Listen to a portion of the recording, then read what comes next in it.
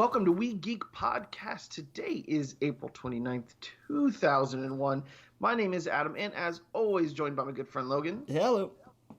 What up, dude? How's your week been? It's apparently really long if we're back to 2001. Oh, did I say 2001? Oh my god. You're not the only one I've heard do that. There's a dude at the theater that does that every once in a while, and it cracks me up. Dude, I am scattered brain, so let's just keep that in for fun. Oh yeah, no, why not? This week I have been completely scattered brained. I've been very active this week, but maybe that's why. Could be. Not to get too much information, about a week ago, I made a change where I really needed to I need to lose some weight. I need to exercise. I went and saw the doctor. I want better circulation, all that good stuff. And I kind of been going hard the last week or so. Changed my diet. Got a dietitian I'm talking to this weekend, so I'm pretty excited for that. Nice, very cool. Oh yeah, I ended up getting an Apple Watch to kind of monitor everything. Mainly just to I can look at my pulse. I can track, basically gamify exercise, where I set goals for how long I want to be standing every day, how long I want to walk every day, all different kind of exercises it can monitor. I'm doing just walking right now because that's all I can do with, I don't want to do too much to my heart right now. But just to get active and get moving, because especially for the last year, and I can't just blame COVID because it's my fault. There's so many things I could have been doing. I could have used COVID, I guess when people go to prison and they work out, I could have done that, but I decided not to and play video games. But they don't usually have video games in prison. So exactly. They do have iPads, I found out, though. Really? Which is odd. Yeah, jails have iPads. I had no idea. Interesting. Yeah. So if you don't have an iPad, just think someone in jail has one. Yeah, I found that out. I don't want to tell the story about that, but someone I know was like, yeah, we had an iPad we played with all day. I was like, that's weird. But anyway, so I've been really trying to get active, and not just me. I've hired someone that's going to help me, and I meet with him this weekend. So kind of hold me accountable and stuff. So I'm pretty excited. But yeah, so I to kind of gamify it, I guess, to kind of tie it into what we talk about. The Apple Watch really helps with that. I legit now I get it gives you a reward for closing your rings and everything else. So it triggers that thing in your brain that's like, ding, you just did something, like a quest or whatnot in a game. So yeah. So I've been doing that and been feeling pretty good.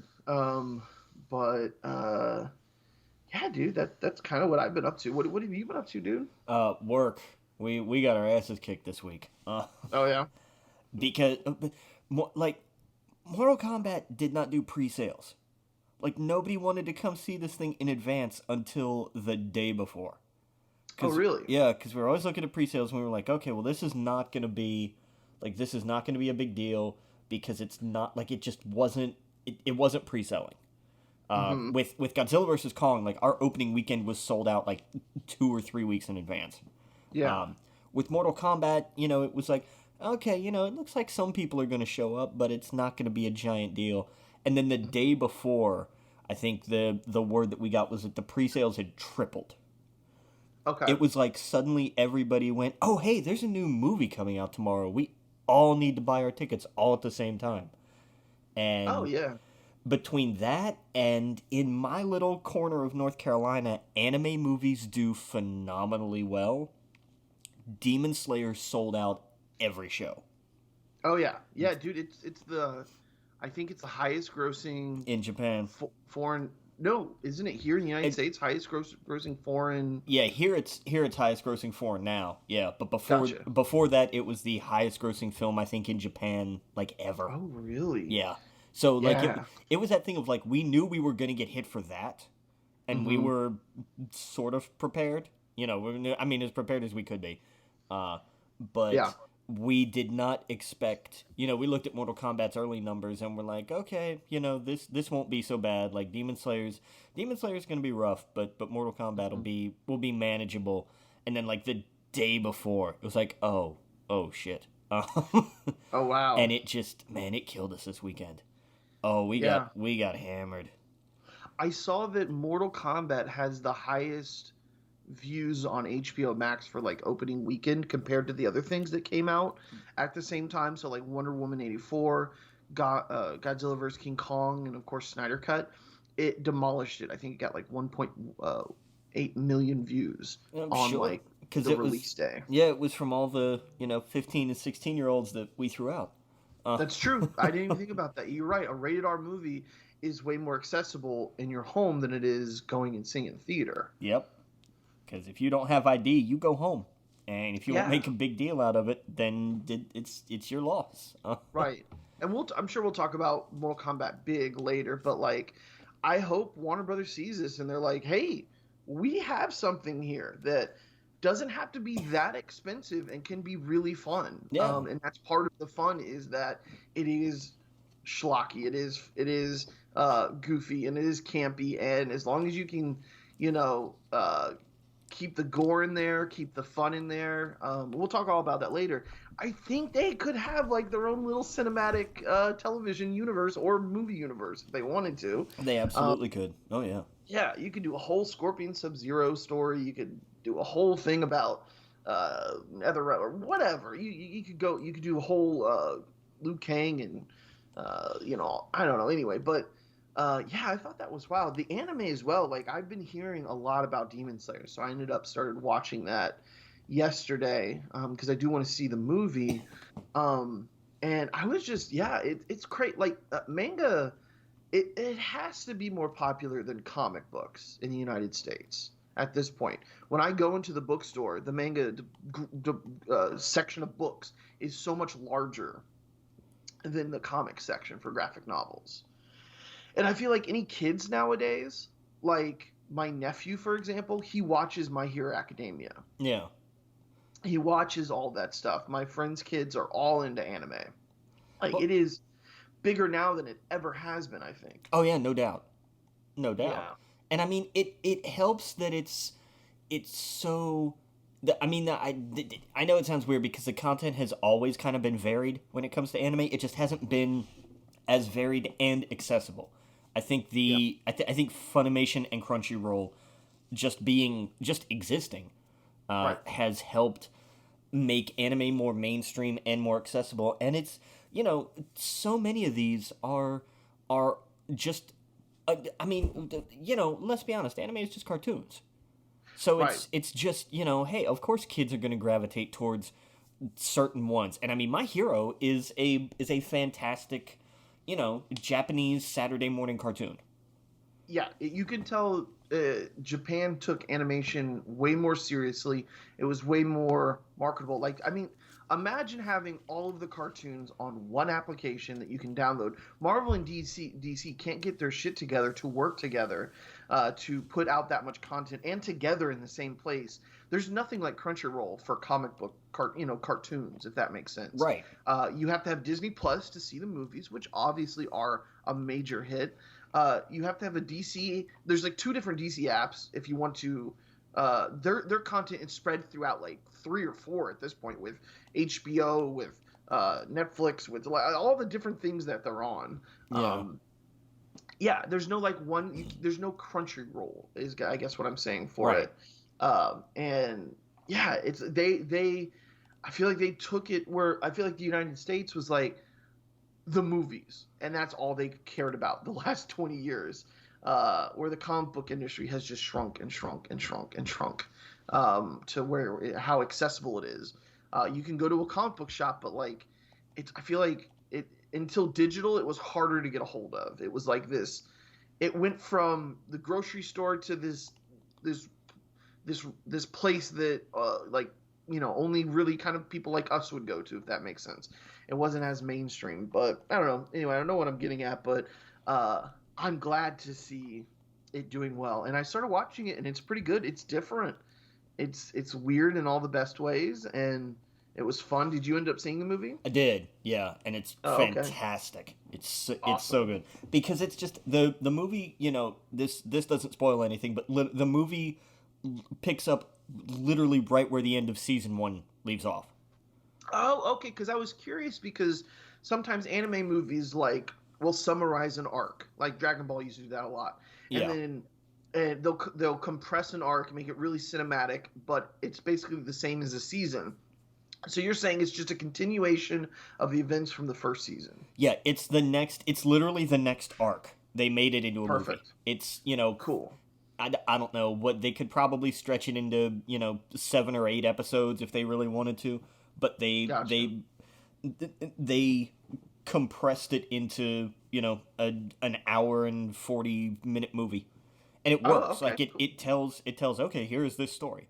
And you could see how you can also, having seen, relatively enough anime, Right. you can look at it and say, okay, here's what, you can clearly see where they could stretch in places and squeeze an extra, episode or two worth of material in bits and places, but it would almost be filler.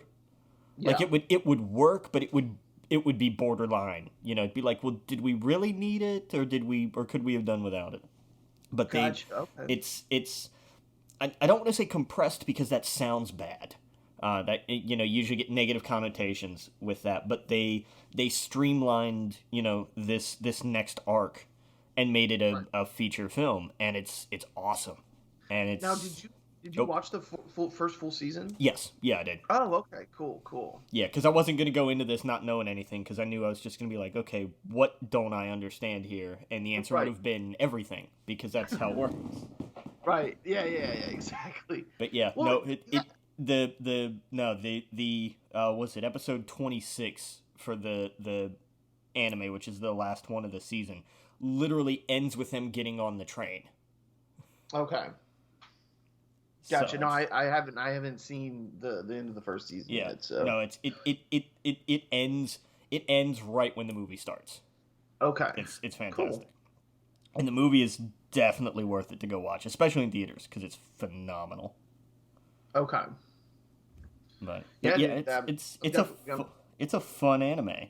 When I heard, because it was like, oh, this is popular and this and that, I was like, yeah, okay, whatever. And then Yeah. I thought, you know what the hell? I'll give it a try. Why not? It's one season so far. It's 26 episodes. I can try this. Worst comes to worst, it'll be like, okay, well, I saw it and it was kind of neat. And then I was like 7 or 8 episodes in, and I'm like, I need this jacket. Like, where do I get? It's just I was completely in. Like, Yeah. I love it. It's not like Naruto where it's like here's 600 episodes. Yeah, and that's Right. just it's like, yeah, and that's the first part, and then you get to a Shippuden, which is like 800. Right. Yeah. No, and I mean, I get why those are like that, because they weren't done before they made the anime, so they had to have filler. Yeah. But this one, no, because the manga for Demon Slayer is done.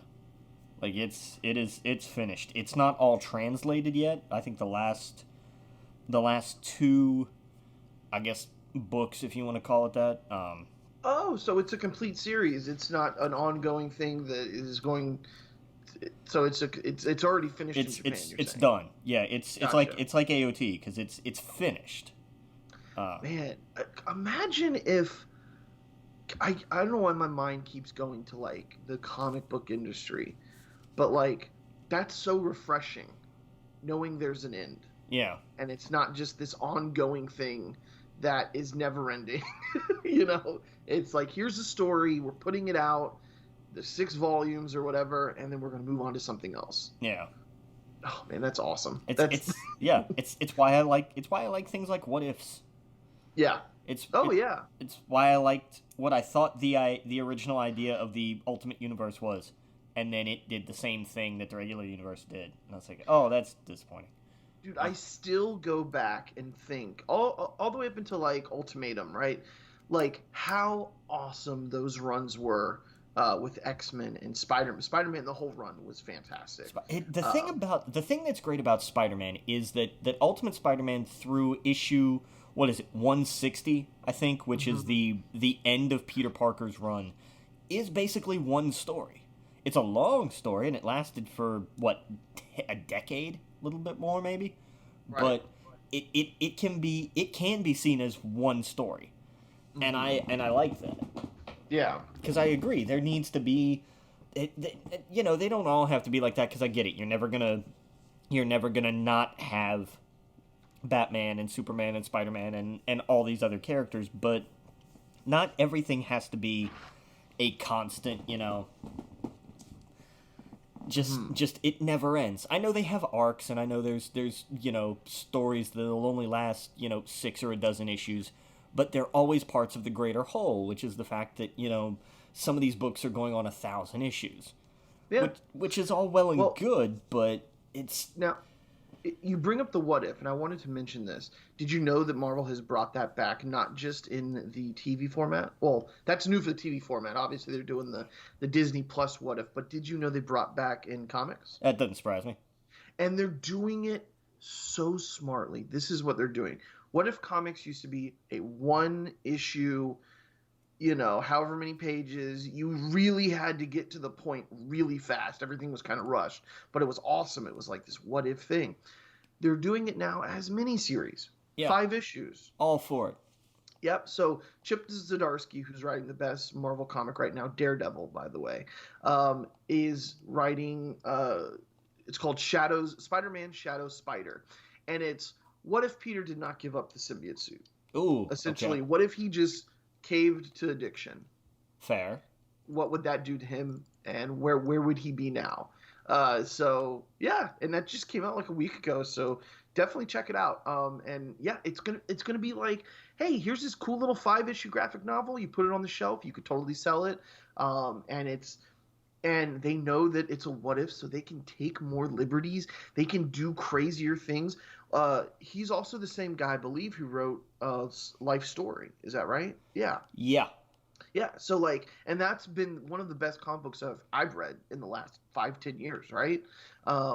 It's so good, and it's because they can take liberties. They can go, hey, here's this what if story. What if, you know, that's basically what if Spider-Man aged and with real time, yeah, and what he would look through the generations, and they were able to do some crazy fun stuff.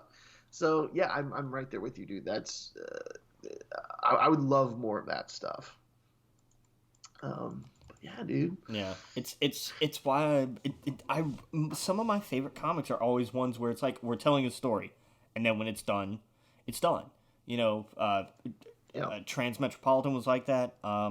There was what was it? Not I guess Medieval Spawn. I don't remember the exact name of it, but like it was a 30-some issue series, but then it was done. Like it told a story and then finished. Right. But I love stuff like that. I love when it's like this story has a defined beginning, middle, and end. Not something that's like, hey, this thing had a defined beginning, and then we kept going and kept going and kept going and kept going, and then eventually we found a place to end, like The Walking Dead, where it was just like, and then we kind of ran out of ideas, and so we figured, well, we might as well end it before it got stupid. Yeah, Walking Dead would have ended a long time ago. You know what, though? Did you know they recently brought it back? Oh no, why? Well, it's for a good reason. Okay. Obviously with COVID, comic book shops are suffering. That was his way of going, hey, if I could make this comic book and it could get people into these shops, I'm going to do it. Fair enough. And that was the sole reason behind it. Is he brought it back. It was supposed to stay dead. But he's like, look, you know, he talked to a bunch of because, you know, Robert Kirkman, he is rich as he is, he's still pretty humble, he's still pretty grounded, still very much involved in the comic book industry, even though he is, you know, very well could have left a million years ago, right, once Walking Dead took off. Yeah. But I saw an interview where he was like, you know, he started talking to some shop owners and they didn't know what they were going to do. And he said, well, hey, you know, I do have these franchises that are insanely popular. And, you know, what if we put out some issues that could get them going? And I don't know if it was also attached to some sort of organization that he was involved with. But, he wanted to get people back in the shop. So I thought that was pretty neat. And it's like about Negan. I don't know. I fell off that comic a long time ago. But I thought that was pretty neat. That's fair. I'll give him that. That was cool. Oh, dude, speaking of animation, have you seen any of Invincible? I It's haven't. okay if you haven't. I know No, you I haven't had the chance. I want to, but I yes. just haven't had time. Ah, no worries, dude. We'll get to it at some point. The finale is this week, for season 1, and the episode leading up to it last week was one of the best hours of television I've seen, and I'm not just saying animation. Like it legit felt like Breaking Bad, where I all the storylines were all coming together, and all the pieces were so beautifully fitting together. And this person was here, and this person was there, and this person was here, and it's like Breaking Bad, like we're like they're trying to get home on time, but the cops are over here, and like all these different things, and it just felt so fucking cool. Nice. Man, yeah, it's Invincible has been one hell of a ride, dude. I can't wait until you see it. Like I said, last week was just absolutely crazy. Can't wait to see what happens this week. I'm so freaking pumped for it. Yeah. No, Yeah. I'll get around to it. I will. Oh yeah. Because it does look good. Like it does look like Oh something yeah. I want to watch. Yeah, it's wild. It's a really fun ride. Robert Kirkman kills it with that. I can't wait to see where this goes. It's really good. That's all I can say about it. You know what? Real fast, take a tangent real fast. I've been collecting Dawn of X, right? Do you know what Dawn of X is? No, I was just gonna ask. Okay, so Hickman has rebooted X-Men, right? Not rebooted, but like he's like, hey, I want to make X-Men as popular as they were in the 90s when it comes to Marvel, right? I want them, they felt like they had their own universe. They were that big, right? And obviously over the years that has changed because of Fox's deals with the movies. They, all the editorial decisions to basically cut them down, make them smaller, make them almost irrelevant, try to make the Inhumans a thing. And now obviously that they got the rights back, they're letting Hickman do Hickman with it. Okay. And so it's going to be like, oh yeah. And it's basically, there's going to be like 3 different arcs. The first one is called Dawn of X. It starts with the House of X, Powers of X book. And then there's all of these different X-Men books, right? There's Marauders, there's Exiles, there's Cable, there's Wolverine. There's a ton of them. Now, the way they collect them, I love. You can get 1 through 6 of X-Men, 1 through 6 of Exiles, 1 through 6 of what have you. Or you can get Dawn of X, Volume 1, which has the first issue of 6 of the brand new comic books for the X-Men titles. Okay. Volume 2 is issue 2 of all of those. And so you're literally reading all of the X-Men titles as long as you pick up that volume. And they've been really quick with how they come out with them. They've been quicker than most. Okay. So, like, you can catch up on the books from a month ago all in 1 volume. And the way he has been doing it, he has been coordinating with all of the writers to be like, here's kind of where we're heading. Tell your story. Make sure, don't kill off this character, or this is what we're doing with this character, so set it up. All over the last year, all I've read about Marvel when it comes to X-Men is just like how you really have to read all of them. I guess you don't have to, but how much better of a story it is together. So right. That's what I've been collecting. And this volume 8 has been my Moby Dick. Okay. Or is that the right? It's been my white whale. I can't find it anywhere. I'll take that back. I did finally found it. I'm waiting for them to ship it. I don't know if it's actually real. I don't know why this volume is so popular that it's completely sold out. Comment boards, I went to Reddit. They said, I called Marvel. They're not reprinting it. I don't understand why this one is so hard to find. Huh. The only place I could find it, besides where I did, was a, what do you call it? You buy it by bulk. So you have to buy 22 of them for like $300. Yeah. And I'm like, what the fuck? Why is it in this bulk place? And it's not on eBay. It's not on Amazon. It's not on any marketplace where you can rebuy books. I don't understand it. I think there was one run, and then what they sold, they stopped. I'm assuming something popular happens in it. I have no idea because I don't want to be spoiled. But this is, for like a couple weeks now, has been my white whale, and I finally found it last night. This random comic book shop in Washington apparently has it in stock, and I purchased it for $12. So hopefully it ships, and I don't get a message saying, "Psych, it was 9 that we had, not 8." And because I'm looking at Reddit, I'm looking at places. The comment section in Amazon is, why can't I find this book? And imagine how frustrating it is for me to go, you know what? I'm gonna throw money at Marvel, and I'm gonna take this journey and buy it the way they're selling it, and to have one volume missing. Like, imagine coming up to 8 and going, there's no way I can get this except digitally. Why would I continue to buy physical comics at that point for my shelf if I can get volume 1 through 17 without 8 in it? It's incredibly frustrating. I don't understand why they would do that. But hopefully it'll arrive soon.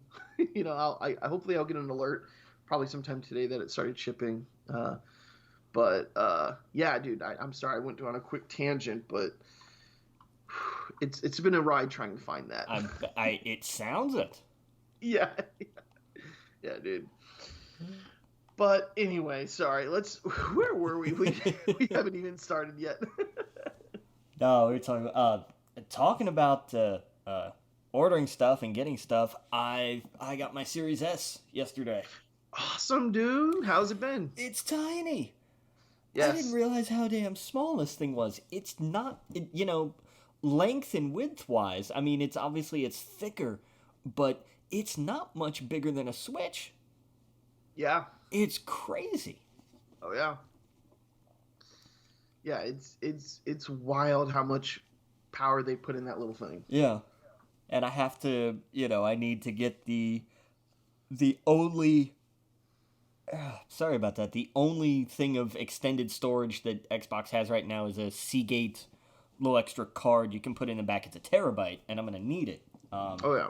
Because it's like, hey, this thing ships digitally with a 512 gig hard drive, which, of course means it has like 300 and some gigs on it because, Right. the OS and all that crap.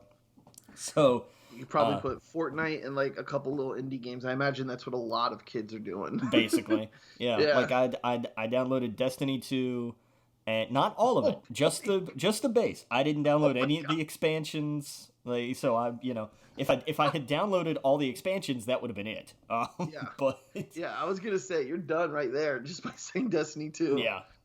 So it's because it's I did just the base Destiny 2, and then a couple other little games. I think I put Final Fantasy 12 on there because it's on Game Pass. I put Octopath Traveler on there because it's on Game Pass, which still blows my mind. Yeah. And I can't remember. There's only like one other game, I think. And I think I still have some room, but it's, it's okay. I have the good news is right now I have other stuff to play and to work on, but right. That's my next thing is I need the expanded storage for that. So yeah. Oh yeah. Hey, I forgot to ask you. You have Ring Fit, don't you? I do. I haven't broken it out in a long time, but it's worth looking into. You were talking about yes, about gamifying fitness. The couple of times that I used it back when I had some space. It kicked my ass. Like, I mean, yeah. The only thing I'm afraid of is I am on the second story. So, solid floors or carpet? Wooden floors. Ooh, that may be a problem. You can there is a low impact mode. Right. If I remember right. So you're not, constantly jogging and whatnot. So that, I think if you set it on that, you'd be fine. Okay. Because it's a lot of that is more, like squats and sit-ups, and it's, I mean, but it'll work. I think I'm gonna get it. I know that I probably can't do the jogging in place, Yeah. for too long, even if I did. But the low impact, yeah. And I think I'm gonna be in this place for another year. I don't want to go up to the front desk and be like, "Can I have a first floor just to move for a Ring Fit adventure?" But Yeah. right, that would be kind of ridiculous. But I definitely want to get, when I do move out, a first floor, or something where it's on the second story. So Yeah. I didn't think about any of that when I moved in. I wanted the second story because I thought, oh well, I'll just be higher up. I like that for whatever reason. The ceiling seemed to be a little bit higher in the second floor, so I wasn't even thinking about that. Yeah, I think I'm gonna get it just to do some of the low impact stuff, which I guess is all I can really do right now anyway, because I'm not going crazy with it. But yeah, I've been thinking about that. Yeah. No, it's if you can find it. I did. It's on Amazon now. It's back in stock. Oh, is it like it? Yeah, I guess everybody just kind of went crazy for it back when we first went into lockdown, because I mean you couldn't find that shit anywhere. Yes. Yeah. Exactly. Yeah. But I saw it was like $70 on Amazon. So, yeah, which is your going price. Yeah. So I'm thinking about picking that up. I think I'm gonna do that. It's absolutely worth giving a shot for sure. Yeah. Yeah. Because it's like I said, if I had the room, I would still be working on it. Because I thought maybe I'd act in a weird way, and I know it sounds strange to say this. I thought I'd have enough room in my bathroom because I have a giant bathroom here. Oh wow! It's crazy. Like all the rooms are the same size. Okay. The bed, all 3 bedrooms, the bathrooms, like they're all decent sized rooms. Mm-hmm. So there's a lot of empty space. Especially, like, between the toilet and the shower, there's actually a decent enough stretch. Like, it's where I throw down my yoga mat. I've got room enough for that. So I thought, I could just bring my Switch in and, put it up on a TV tray or something. Yeah. Like, it would be a little awkward because it's a small screen at a distance, but, Right. Yeah. So, but it is definitely worth looking into. Absolutely. Yeah. No, I think I'm going to be getting that this week, so I probably should get it before it gets sold out again for some reason. That'd be a good call. Yeah. Yep. Yeah, it looks awesome looking at it right now. Yeah, doing squats and just moving around, getting more active is just going to be so much better than what I've been doing. Yeah. So. And you can do, the levels are short and you can stop whenever, it's right. It's definitely very mindful, that kind of thing, where it's like, cool. Hey, you've been doing this for, 10 minutes or 15 minutes or whatever. Do you feel like taking a break? Okay. Right. Well, if not, get some water, stretch, it's good with that. It really is. Okay. Perfect. Cool. Yeah, dude, I think I'm going to pick that up. Yeah. Oh, looking at it right now. No, it's a good idea, actually. Yeah, because I got to gamify it. I got to make it where I have goals and checking things off. So that sounds cool. Oh yeah, I'm just looking at the stills from it. It looks awesome. It's game story wise, it's goofy and it's silly, but it's funny. Right. But when you get it the first time you set it up and get into it, let me know, because I mean it kicked my ass, and it didn't. It's not intense. But I think this is it's exactly for what you're looking for, and for what I was looking for. Like, it's the same. Get your heartbeat going and get some sweat going. Yeah, and it will. It will. Cool, man. I'm excited. Hell yeah. Hell yeah. But so yeah, we'll take a look at some of the news here. Did you see? I want to talk just a little bit about the Oscars. It was did you see like any of the actual telecasts this year? No, I have no idea who won anything. I didn't see any of it. It was an understandably odd kind of presentation, because it looked so very different. The biggest takeaway from anything was was really just Chloe Zhao and Nomadland making all kinds of history. It was awesome. I see. I never. Oh, okay. I'm sorry. I did hear that movie won. I've never heard of that movie before. Yeah, we've had it. We had it for a little while, and I think we might actually still have it. I'm not sure. I see it's on Hulu too. It so is. it's like, oh, I'll check that out. Yeah, and it's worth a look. I haven't I've seen parts of it at times, and I'm like, oh, this looks really interesting, and then I've never gotten around to it. So why did Nomadland make history? What happened? Nomadland made history because of Chloe Zhao, the director. Oh, okay, gotcha. She was the first. I want to make sure I get this absolutely right. I believe the first Asian American woman first Asian woman to win Best Director.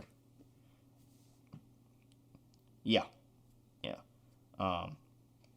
But just very, very, very cool. And very excited because she's also the one doing the Eternals.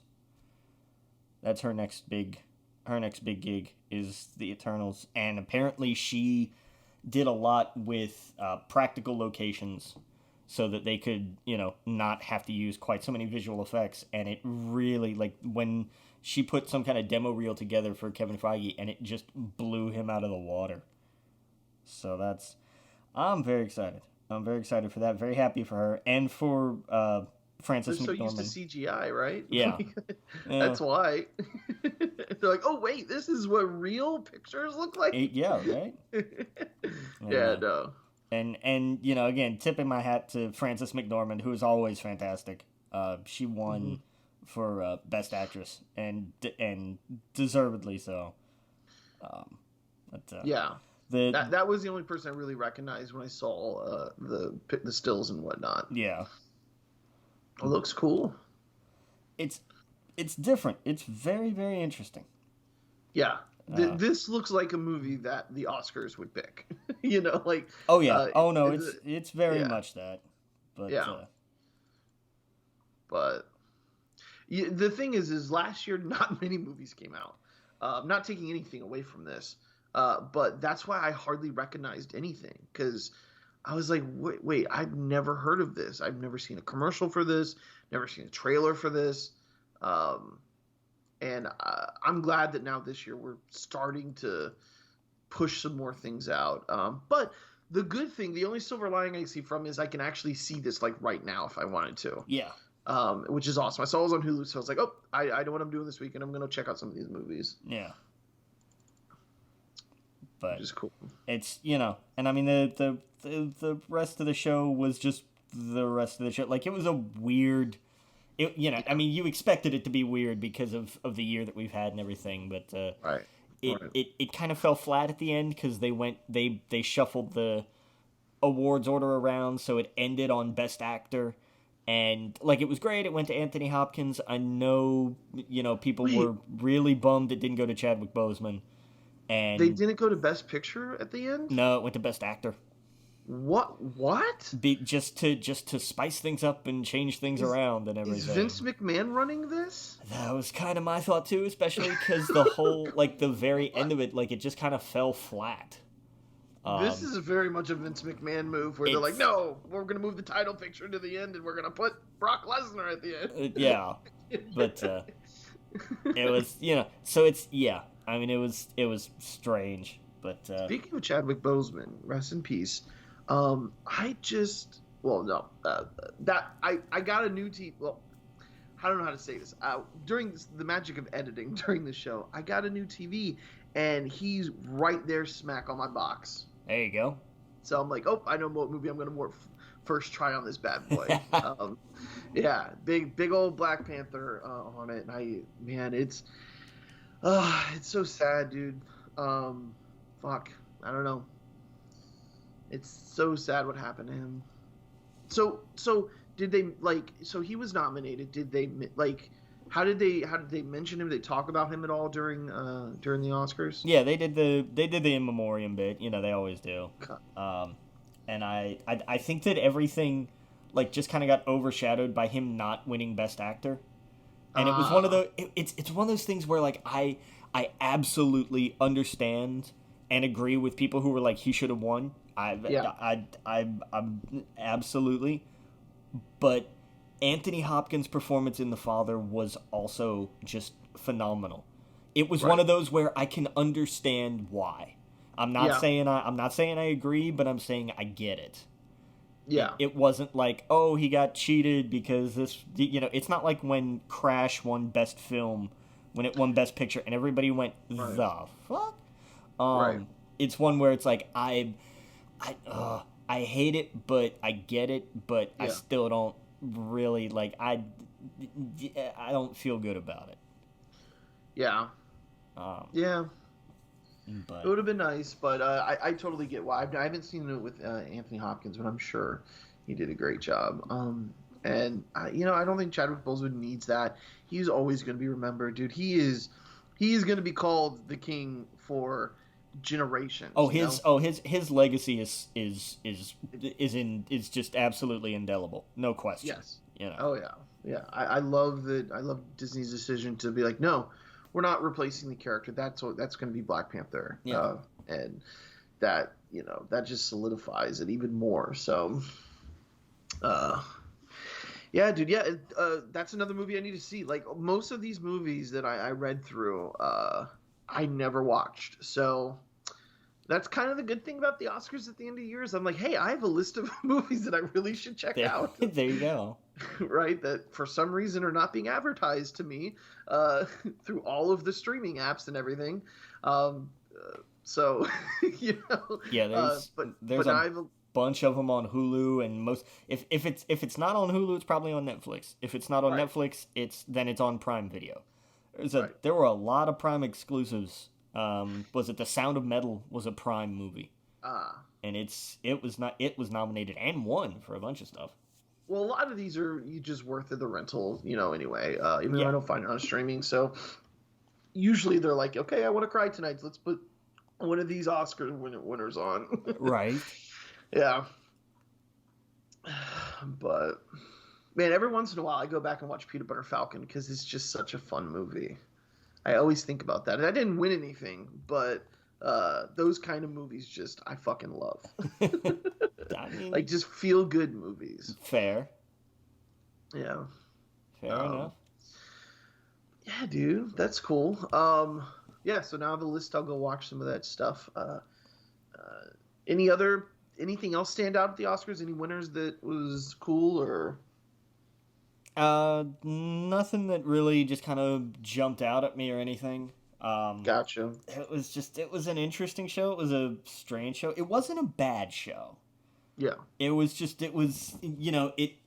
kind of put the cherry on top of by the way, 2020 in movies, weird times, right? Right. If there was a way to sum it up, that's it. Yeah. Cool. Well, hey, did we get any new trailers or anything this week? We did. During the Oscars, we got the first look at West Side Story, the new version that Spielberg's doing, and okay. I mean, it looks like West Side Story. I don't know what to tell you. It's gonna be good. It's not going to be the train wreck that Cats was, thank God. Yeah. Yeah. I feel like calling that a train wreck is insulting to train wrecks. I still haven't seen that. Don't. Yeah. Just don't. Trust me. You're better off with your life is better not having seen it. It's bad in a bad way. Yeah, I heard people said this isn't one of those like it's good with beer movies. It's like you might have to be on acid to enjoy the movie. I've heard from a couple different people because I talked to one of my friends who was like, I'm gonna get drunk and watch this movie, and he stopped the movie before he stopped drinking. Yeah, I heard it's upsetting. Yeah, like, it's so. That's the thing is like it's bad. I had a pair of female friends who did theater. And they were like, we know it's going to be awful. We know it's going to hurt us to our soul. So we're going to get stoned and then we're going to watch it. And they hated it. They absolutely, even though they were not present on this plane of existence, they still hated it. It was just it was that awful. Yeah. It was that terrible, and I don't blame them, because it was absolute trash. Yeah. So don't, your life is better not having actually seen it. Trust me. Okay. Okay. The thing that I hate about it is they have a cast that is genuinely trying. Okay. They really are, but they can't save it because. Right. Well, yeah, the cast looks phenomenal. I was looking at the cast It list. is, and it's one of those things where like everybody showed up, everybody brought their A game. It wasn't going to save the fact that everybody is a just bizarre as hell looking CGI cat. Yeah. Like, it's terrible. It's awful. Right. And it overshadows everything else. And it's unfortunate, but it's it's terrible. It's not a so bad it's good, it's just bad. Yeah. So I wouldn't, don't waste your time. West Side Story coming out this year though looks the complete opposite. Yeah. It's actually going to be cool. Good. I'm excited. I'm glad Rita Moreno is in it again. She was Maria in the first version. Way on back when. You're fine. I am so sorry. We've got. I try to mute my watch and I did the complete opposite. And turned it up. I'm gonna turn this down, and the volume buttons are like, "Bitch, you thought." I hit the button to ping my phone. I didn't know that was a thing, but that's a cool feature. Yeah. I'm so sorry about that. I meant to mute my watch and. Yeah, it's alright. So sorry. We can go ahead. It happens. Yeah. All right. But so I'm glad she's back in it. She's playing the abuela now, and it's a fun little full circle because I'm pretty sure she won an Academy Award for her role the first time too. So I'm excited about that. Like I dig movie musicals. They make me want to watch or listen to the cast recordings for regular musicals, and they're not as fun. I like film versions better. I get it. I'm a heretic. Boo, burn the witch. I understand. I'm okay. I will accept that scorn. But I enjoy them. Hey, that's how I feel about dubbed and subbed. I would much rather have dubbed anime, and I know that's like a cardinal sin to some people, but I just enjoy it like that as well. So I feel you, dude. Yeah. Did you see the trailer for the new Conjuring movie, The Devil Made Me Do It? I did, dude. I love these movies. I can't wait. Yeah, the mainline Conjuring movies have always been fantastic. Yes. Oh yeah. Absolutely. I completely agree.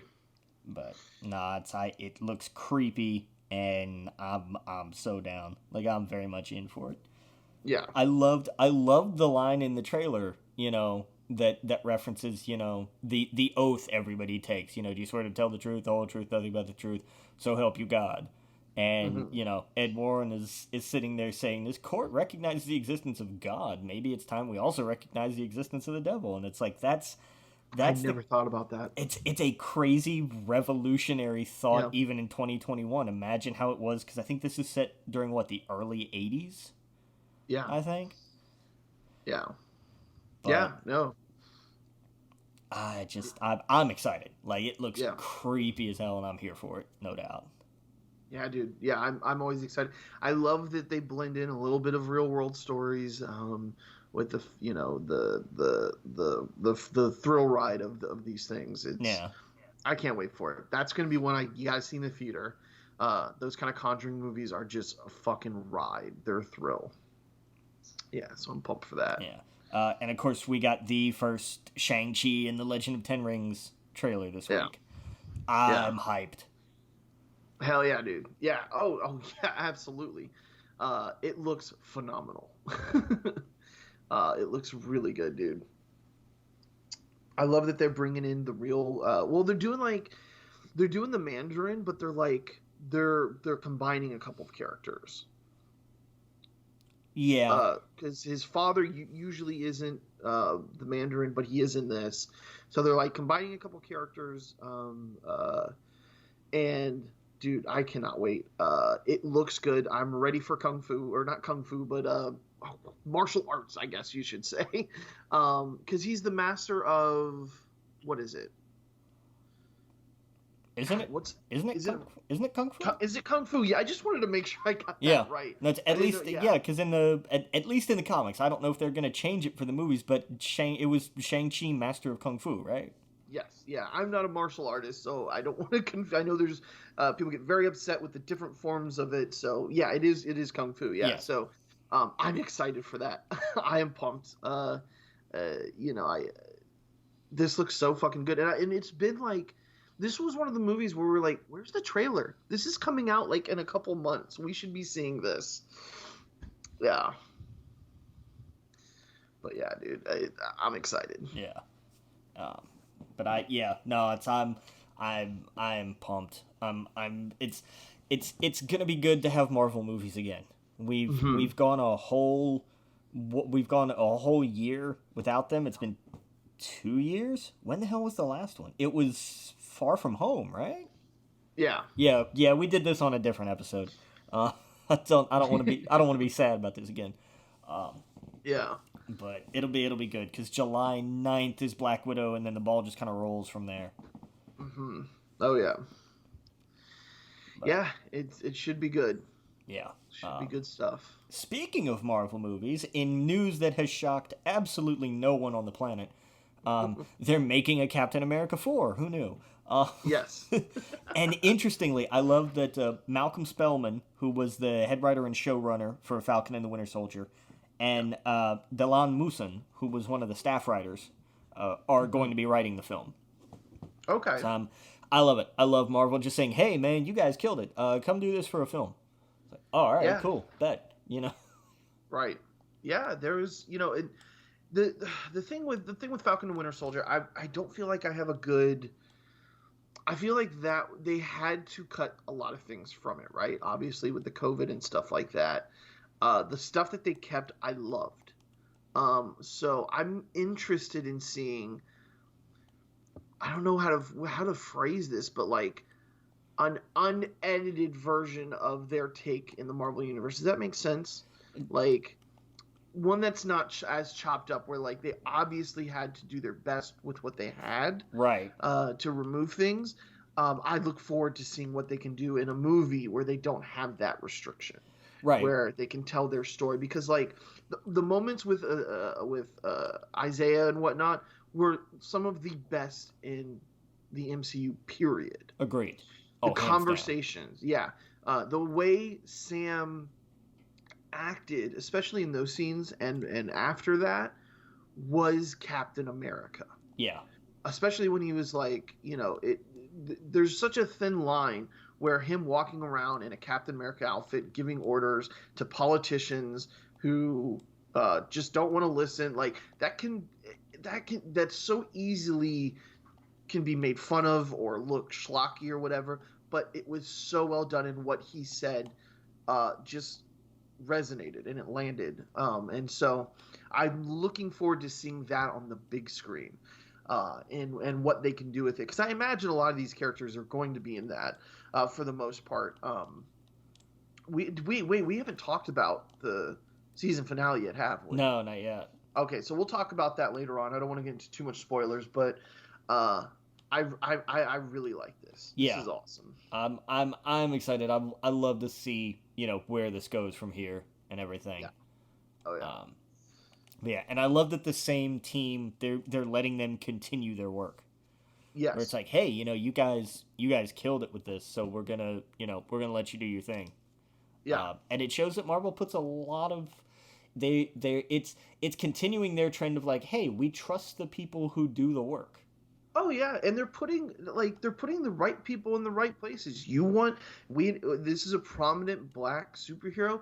Give them a prominent black writer and director, and that's what we have here, right? Yes. And I think that's super important. I think that's incredibly important. And say what you want about Disney and a ton of their mistakes that they have made, this is not one of them. And this is something that should be celebrated. And moving forward, this should be the norm. This should be no duh, we're gonna do that. That makes the most sense. So yeah, dude, I'm fucking pumped for that, dude. Yeah. Yeah. But yeah, I'm looking over it right now. Yeah, it's because there's a few things. Well, I guess we'll talk about it later. There's a few things that fell flat with it, like the flag smash and stuff like that. But I think it was a result of the editing they had to do. Yeah, and I feel like they weren't able. I know they had time to do everything, but Yeah. they weren't able to because of COVID restrictions Mm-hmm. and everything. They couldn't get everything filmed, I think, that they wanted. And Right. they were on a bit of a time crunch. Because Yes. I know it was delayed and everything, but it's still, Mm-hmm. they weren't able to put it off, I think, as long as it's one of these things where, you're gonna have to look back with context. Right. Where it's like, well, this doesn't look like they did everything they wanted to. How Mm-hmm. come? Well, because at the time they literally just couldn't. Right. Yeah. Oh yeah. And one thing I'm glad. I don't. Is this going to be spoiler if I mention who did not show up in it? That I'm glad that they didn't, because I want this cast to have time to breathe before they potentially bring someone back, if that makes sense. Are we talking about? Well, I'm talking about Cap. Yeah, that's I'll kind of just what I say it. figured. No, Yeah. I think it makes sense that he wasn't in this. Yes. Like I think we all know Chris Evans is going to pop up at some point, right? Uh, Rumor has it he's going to have a different project or whatnot, or who knows. Yeah, he's on the moon. But right, exactly. I love that.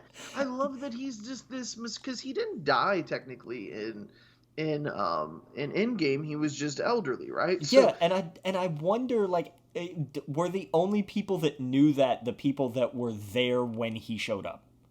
Right, Like, exactly. does nobody else in the current MCU actually know that Cap came back, or did he, like, did he go back to his happily ever after timeline after Right.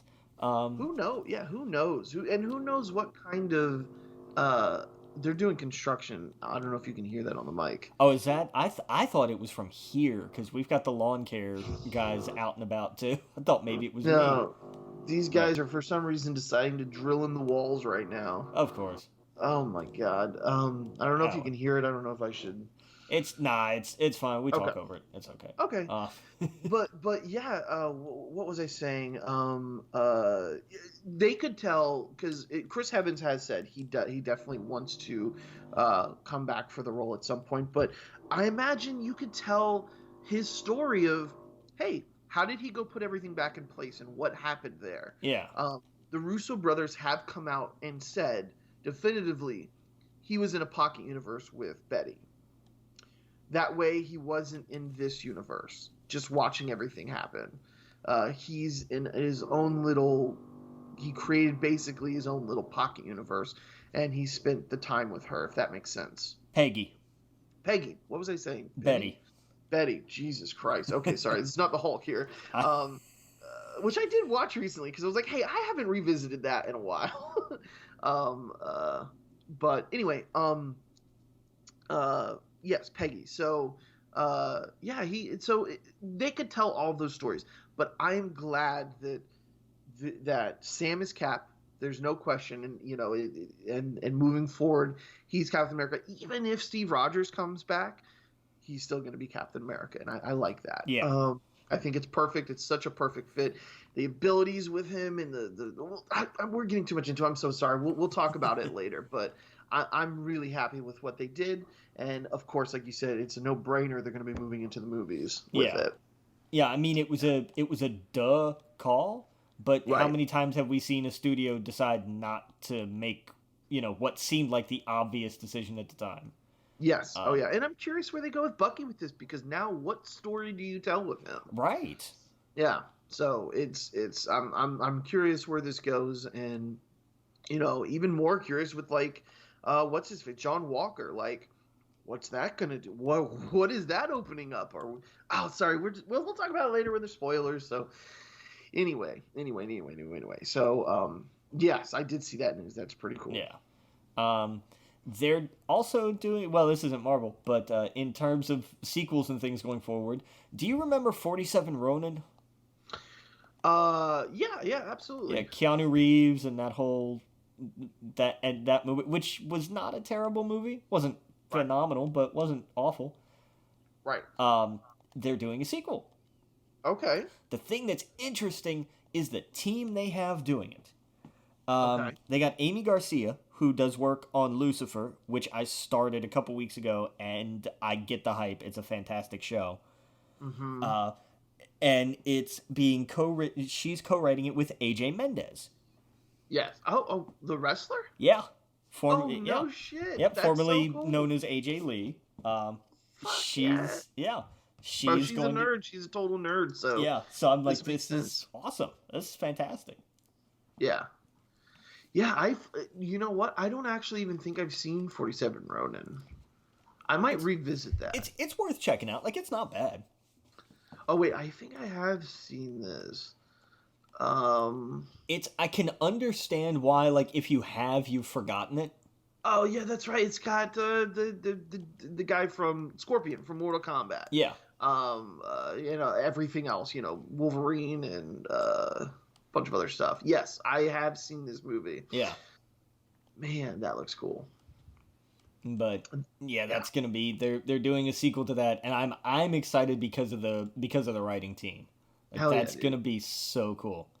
Oh yeah, and Lucifer is the best of those kind of shows where you have like a detective or whatnot, and then you have enter someone that has to follow them around that has some sort of quirk. Yeah. And it just so happens to be the devil. And it's a comic book character too. Did you know that? Yes. I'm sure we've talked about that. Oh yeah. Oh yeah. No, I'm familiar with Sandman and all of the spinoffs and what have you. Oh yeah. Oh yeah. I was watching this with a friend, and I was surprised that she liked it. Well, I guess I'm not. I mean, it's got. She loves the guy that plays Lucifer, so he's on the screen every 2 seconds. I mean, yeah, Tom Ellis. Yes. Aside from being a great actor, like Tom Ellis kills it in that role. But I mean, he's good to look at.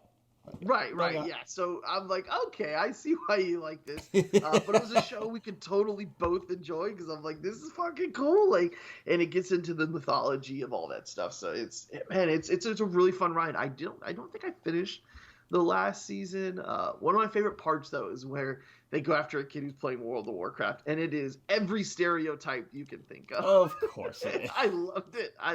I love when things make fun of WoW, even though I'm a giant WoW fan. I still find it hilarious. But yeah, it's a good show. So yeah, dude, that's cool. I'll definitely be checking that out. Nice.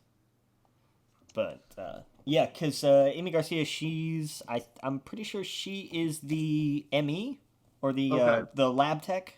Because I'm only on season 2. Oh yeah. Okay. Yeah, I think that's her. I hope that's her. Okay. But very, very excited. Very much excited for this. Hell yeah.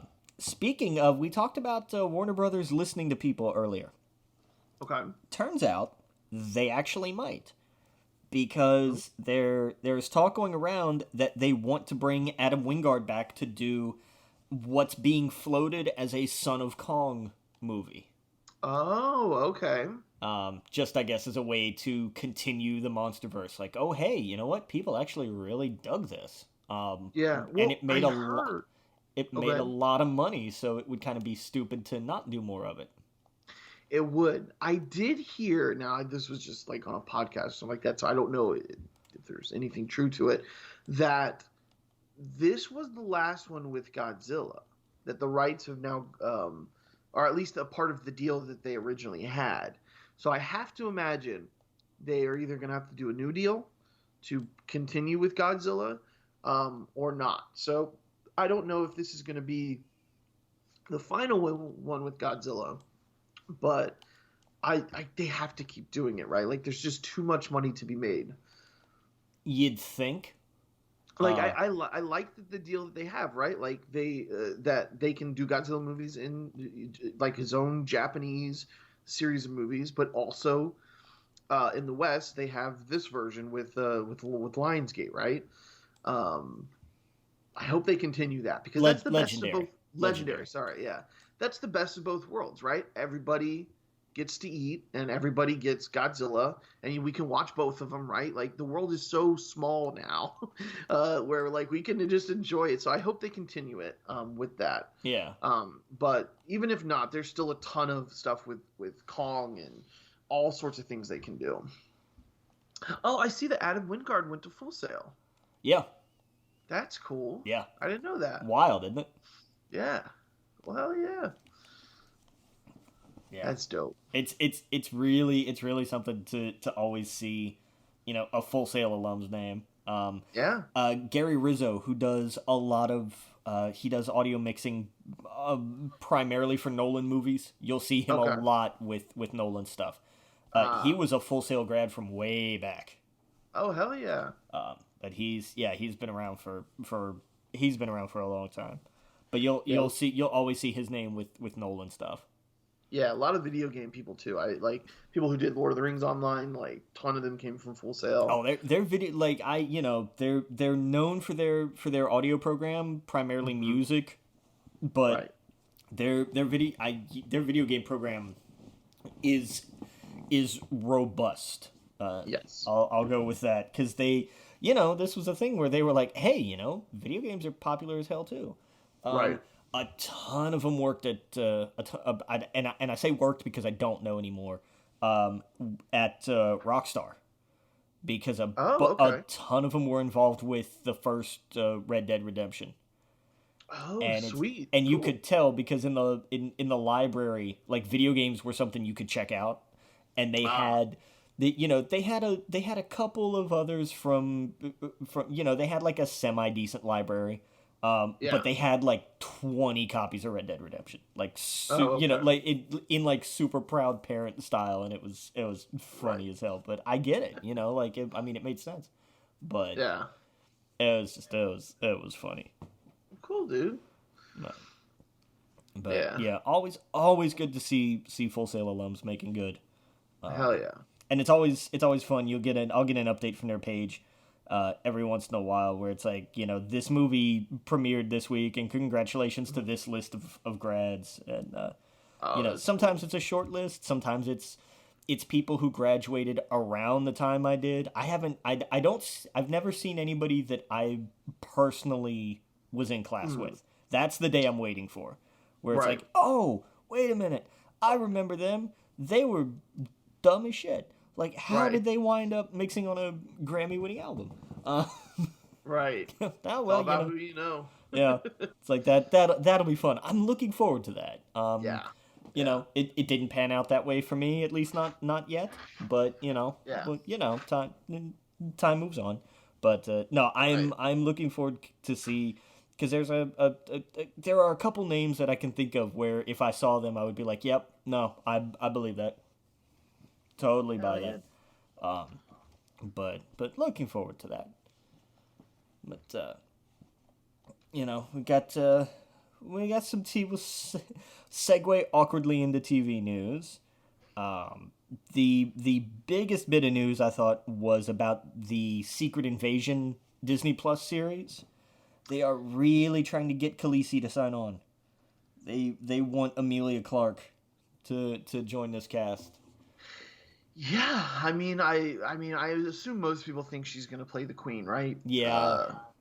But I hope not. I hope they do a swerve. I feel like Disney Plus has not done a swerve at all. All the stuff they've laid out has been pretty much by the numbers. Well, no, let me rephrase that. People come up with all these theories and ideas of what they could do, and it's usually the most obvious. So that's probably what they're going to do with her. There's some stuff in Falcon and Winter Soldier we'll talk about later that I think ties into all this. But yeah, dude, why not? She's awesome. She's a great actress. She could kill it. I could totally see that. Yeah. Yeah.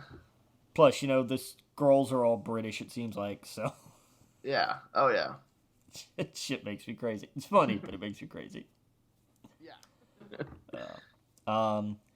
And we got some Ironheart news, which I honestly forgot there was a series they were working on, because we haven't had news about it in a while. I feel like that was one of the ones, did they announce that at the big, what am I looking for here? Remember when Disney did that whole thing a while back? Did they announce Secret Invasion? No, Ironheart. Oh, Ironheart. Yeah, oh, absolutely. Okay. Yeah, Ironheart, there's a couple of Iron Man ones. There's Ironheart and there's Armor Wars. Right, Armor Wars I remember they announced because I remember the logo. Yes. But I didn't. Oh, they definitely announced Ironheart. Okay. I didn't remember. Oh yeah. It's going to be interesting. This is, I believe, Riri Williams. Yep. And I don't know much about her. I didn't read her run in the comics. She is apparently she's a genius. She's super smart. She got a hold of Iron Man's armor and started tweaking it and making it better and whatnot. It gets the attention of Tony Stark. And in the comics, Tony Stark dies because, of course, they had to kind of like, they thought, hey, we'll image the movies. And he's alive as like AI, and he kind of helps her and guides her. It's essentially what they did with Spider-Man. Yeah, pretty much. Which is, yeah, so it is going to be interesting to see how they tie her into the Marvel Universe, because they very much did with Tony Stark in the movies, with Peter, than what they did with Riri. So I'm curious. My dream would be Riri gets the armor, starts tweaking it, boom, just like R2-D2 pops up an AI version. So instead of it being Princess Leia, it's Tony Stark, and he's like, how the hell did you get my armor? But it's like a sentient AI, and he helps her in her adventure. Like, that's how I would do the show. And that would be such an amazing way to birth this character into the universe. You've got, you're going to grab the attention of a lot of young people with her, but you also have the attention of like the people that have watched the MCU and have been obsessed with Tony Stark, right? Like Robert Downey Jr. That's how you get a lot of people in, and then they're like, oh hey, there's this cool character, super smart, awesome, has her own little story. That's how you do it, I think. Mix in a little bit of both. That's how I would do it. I don't know how they're going to do it, but that would be me. Fair. Yeah. But they got an interesting choice for the head writer. Her name is Chinaka Hodge, and she's primarily a poet and a playwright. She's done a little bit of TV work. She did the Apple TV Plus reboot of Amazing Stories, and she also did some work on the Snowpiercer series on TNT. Oh, okay. So it's an interesting choice. I like that they're not just going with established TV people. I like that they're again, they're saying, hey, this is about a young girl of color, so let's get a woman of color to write it, because that makes sense. Yeah, absolutely. Like, white guys don't have to do everything, and I drink gleefully from the cup of tears of everyone who wants to scream about how awful all of this diversity is. Like, these are people whose existence is just sad. But yeah, I'm down. I love different viewpoints of things, because then you get moments. Again, we'll talk about later things in the Falcon and the Winter Soldier. You get these magnificent, storytelling moments that we look at and just go, man, how did they do that? Well, it's because they came at it they had an entirely different perspective to look at things. Oh yeah. So I'm down. I'm here for it. I'm excited. Yep. Let's see what else we got. Oh, did you see that they're doing an animated Flintstones sequel show? No. Yeah. It's going to be called Bedrock, and it's going to be on Fox. So it's probably going to be like everything else on that network, except for, by which I mean The Simpsons, Family Guy, Bob's Burgers, American Dad. All things that I'm not interested in. But there was a time in my life where that stuff was like, oh, hey, new episode of Simpsons, and that is long past. But that's cool. Yeah. But it's going to be executive produced and starring Elizabeth Banks. Okay. She's going to play Pebbles. It's set 20 years post Flintstones. Oh yeah, I'm looking at the artwork now. It's like, looks like they're building a city next to where they live, I guess Bedrock, and it's like they're building skyscrapers with the dinosaurs and stuff. Yeah. Okay, cool. That's cute. And I mean, like, it makes sense. Like, I'll give it a shot, but I'm not. Yeah. I'm not super excited for it. But okay, Yeah. it's whatever. It's an idea. I'll take it. Yeah. We'll see what happens. Yeah. But Cool. they're doing that. Hulu has picked up the long rumored and worked on and frequently denied How I Met Your Mother spin-off series, How I Met Your Father. Okay. They are doing that about 7 years too late. Right. But it's nothing like striking when the iron is cold. yes, ice cold basically. Ice cold. This one they kicked under the freezer and left it there, and Yeah. and so there it is. But starring Hilary Duff, which is a name I haven't heard in a very long time. That's the name. Yeah. No, for real. Fine. We'll see what happens. Again, another one where it's like, yeah, I'll try it. I don't have high expectations, but we'll see. Yes. It can only exceed my expectations because they are very low. Right. Did you see the photos going around of the set photos of the new Game of Thrones spinoff show that takes place about 30 years prior to the events of Game of Thrones? No, I had heard about it, but I hadn't actually seen. I had heard that these were a thing, but I wasn't. I haven't seen them yet. Okay. Or 300. I'm so sorry. So this was back when like House Targaryen was the real deal Holyfield running around with ruling everything. Right, back when they had dragons plural and shit, right? Yes, exactly. Yeah. So it's got what's his name? The guy from Doctor Who, Matt Smith? Smith, yes. Okay, interested yeah. now. Yeah, I think he's like the main Targaryen dude, and it looks like Matt Smith walking around in the sand. Oh, they must be in the South, whatever that's called. I forget. Dude, Game of Thrones. It feels like a lifetime ago, doesn't it? It does feel like a lifetime ago. I was so obsessed with it, and then when it went, I'm like, I really want to go back to that world, visit that world. I was in love with Westeros. Well, I mean, it premiered 10 years ago, so there's that. It does feel, so long ago. And, it sucks that the final season left such a sour taste in a lot of people's mouths. But I think with the right people, given the right love and time, it can be just as good as those, first however many seasons that were just fucking phenomenal. That just, when it hit so good and so hard. And I can't wait for this show to come out because it's been long enough. So I'm excited for it. And yeah, it looks like they're shooting everything, and hopefully we'll get that sometime next year. Nice. Yeah, it looks like they're in Dorne. So that was it. Yeah. It's got So Matt Smith and Emma Darcy. Interesting. So yeah, cool. But yeah. We talked a bit about Crunchyroll earlier. Did you see who they're teaming up with for a new project? No. WWE. Really? Yeah.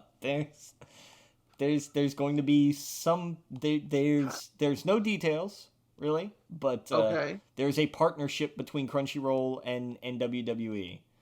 So I look. They're making a Rey Mysterio cartoon somewhere. So okay. This is not. It's not quite as crazy as it sounds. Okay. I think that if anybody was going to be, I really think that if they tried, if they really put their hearts into it, Vince McMahon as an anime villain could rival Dio from JoJo's Bizarre Adventure, no question. Yeah. Is there anybody who just screams anime villain more than Vince McMahon? Right. Oh yeah. It's crazy. Yeah. That's wild. But I imagine it's going to be based. I don't know who it's going to be based around, but it'll be character specific. I'm sure. Yeah. Because they had Hulk Hogan had a cartoon way back when. That's true. So I mean, it's not like this is completely uncharted territory in terms of, Right. you know, property merging or whatever you want to call it. But so I'm curious to see what this is gonna be like, Right. and who it's going to be around. You know. Right. But, that's perfect. That's absolutely perfect. I'm here for it because honestly, like I really think the idea of like Vince McMahon as a big bad is just kind of like a no-brainer. Oh yeah. Oh, absolutely. Like in real life and in like and in anime. I mean, like he just screams anime villain. Oh, absolutely. Like, wrestling is anime. We've already come to that conclusion a long time ago. Oh yeah, so much so. Yeah, it's very much anime. But so I don't know. Maybe it's just that Monday Night Raw is now going to be airing on Crunchyroll. Who the hell knows? But wait, what? Tell me that wouldn't be something, you know? That would be wild. But yeah. I saw that Jeff Goldblum is gonna be on a D&D podcast. I'm sorry? He's doing like a D&D. Yeah, let me get the name of it. Dark Dice. But yeah, apparently he's gonna do a game of D&D as like a podcast, which sounds phenomenal, right? Sure. Why not? You know? Right. That could be something special. He rolls a nat 20 on anything. Oh wow. Oh wow, look at this. Okay, so then I go over here and let's see. I look over here at this magnificent wall and I see. Hang on. What do I see? 12. Is that high enough? Let me see. I think yes. So I notice over there that there is. I'm sorry. Stop me, please, for the love of God. It's terrible. He's going. Oh man, it's gonna be splendid to just have him amazed at everything. It's gonna be fun. Like I'm all for it. His show on Disney Plus was fun too. Was it The World According to Goldblum? It's great because he genuinely. And that's the thing with him. It's not an act. He's looking at things where it's like, I don't know anything about this. Teach me. And people do, and he's just fascinated. Yes. Which is great. And honestly, it made a lot of sense. Like, the episode about sneakers killed me. Because it's, it's this thing of like, hey, people are paying thousands of dollars for collectible sneakers. And I'm with him just in like, okay, so this is a thing. Wow. All right. Right. But... it's just, okay, cool. Yeah. Yeah, absolutely. But okay. Yeah. But no, excited for that. That's actually I may go looking for that. Oh yeah. But video game news this week, we found out what's going to be free next month on everything. Okay. Games with Gold. Over on Xbox, Armello is going to be available for the month of May. Mm-hmm. Dungeons 3 is your mid-month, May 16th to June 15th title. And backwards compatibility wise, Lego Batman for the first half of the month, and Tropico 4 for the second half of the month. Okay. We also found out just yesterday. The PS Plus games for May, the PS4 titles. We're going to get Stranded Deep, which is that kind of survival. Like, hey, your plane crashed, and so you wash up on an island, and you have to survive, kind of thing. Right. And it's like, oh, okay, cool, fine, whatever. Battlefield 5, which is a 3-year-old title now, I think. Okay. But okay, fine. The online community is still pretty solid for that, so why not? And those are your PS4 titles. The PS5 title for this month is Wreckfest, which I cannot recommend enough. It's Wreckfest. Okay. Wreckfest is. Do you remember the old Destruction Derby games? Oh yeah. You remember how fun they were? Yeah. Wreckfest is like, we need to do that again, but like really, really, really good. and they succeeded. Okay. It's fantastic. Right. So this is the Xbox one, right? No, this is PlayStation. Oh. This is PlayStation. Okay. Yeah. Yeah, I'm looking at it now. Wreckfest review looks neat. It's fun. It's exactly what it says it is. Like it's a demolition derby game that also has, some racing elements to it. But it's silly and it's fun and it's a great way to kill time. Okay, cool. So the fact that it's like, hey, this is going to be your free game next month, absolutely check it out. Hell yeah! And this is a PlayStation 4 version, right? 5. Oh, 5. Yeah, Wreckfest is the one you're getting for PS5.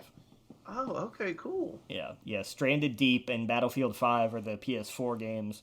Wreckfest is the PS5 title. So gotcha. I'm excited. Like I thoroughly enjoyed this back when it came out. It was one of those first time I had ever played it. Xbox had done like one of those like free trial weekends, and I don't know if it was like a beta kind of weekend or what, but it was one of those where it was like, hey, play this game for this weekend, and it was only they were only doing it on Xbox, and right. And I played it some. I was like, damn, this is really fun. So I picked it up. It went on sale on PSN, I don't know, a handful of months ago, give or take. And okay. So I picked it. It was like $25, I think. And I picked it up. I was like, hell yeah, I'll pay that. And just had a blast with it. So when this drops for PS5, it's like, yeah, I'll do that. Shit, yeah. Hell yeah, dude. But that does look cool. It's fun. It's really fun. Yeah. And it's silly. Like it does not take itself all that seriously. The physics are serious-ish, It's not wacky in that respect, but when you have it's like, "Hey, what do you want to have in your races? Do you want to have, just the different kinds of cars and station wagons and what have you, or do you also want to have riding mowers, school buses and combine tractors?" Right. It's a good balance. It's a fun. It's a bit of like, hey, you can do this. You can match this up however you want to, or you can just go nuts with it. Have fun. But that's what it is. If I could describe that game in one word, it's fun. Hell yeah, man. Speaking of fun, do you know what comes out Friday? Pokemon Snap. Pokemon Snap. Now, are you planning on picking this up or not? I've got it coming from GameFly. Oh, okay. Yeah, that's probably the best bet. I imagine it's a lot shorter. That's kind of what I'm figuring. I imagine it's not going to be a particularly long game, and it's going to be one where, with no blockbuster to take your cartridge to print it out, it's just going to kind of be like, hey, this was really cool. I'm glad I rented this, kind of deal. Yes, exactly. But that's what I'm expecting. So if it's more than that, awesome. If it's less than that, I am going to be disappointed. But because my bar is pretty much in the middle. Like, look, I know that the idea of Pokemon Snap hasn't aged as well as I want to believe it has, just because we had so much ridiculous fun with that game. Yeah. But it's going to be interesting to see, just how, what did they change? How did it change? What's it going to be like? I haven't read any reviews. I don't want to read any reviews. Like, I just want to pick this thing up and go. My only complaint is that it is $60. If this was a $30 game, I probably would buy it. Right off the bat. Yeah, but it's Nintendo. Nintendo first party-ish, or because I consider Pokemon first party. I know it's from a different company of sorts, but it's still a first party title as far as I'm concerned. I just feel like this is such a missed opportunity for Nintendo to not put something like this. It's 6 gigabytes. That's how big the file is. To not put this out on iPhones or Android, like as an app. And as much as I want this on the Switch, like, I don't know. The size of it. I wish this was $30. It would be. I feel like more people would be buying. Well, I take that back. It's Pokemon. You're right. People are going to buy this. But it's gonna have no problem selling. Yeah, but I think I would even go 40. Even if they 40, knocked it down to $40, Yes. I think that's one that people would look at and go, "Wait a minute, Nintendo released a first-party game that wasn't full price."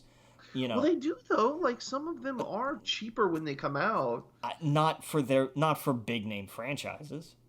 You're right. For Pokemon, it's not. For Pokemon, for Mario, for Zelda, like Yeah. none of these have ever launched on sale. Like, You're right. And Nintendo never really does have sales, so I don't know when I'll find this, but you're right. $40 is the sweet spot, I think. yeah, I think 40 would have been absolutely perfect. But I'm sure they looked at this and said, "It's Pokemon.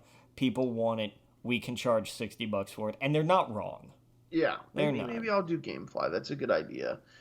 That way you can beat this probably in a weekend, unless you're like trying to go for all the perfect snaps or whatever. But you can get the gist of it and the idea and the fun of it. Yeah. Probably in a good weekend or two.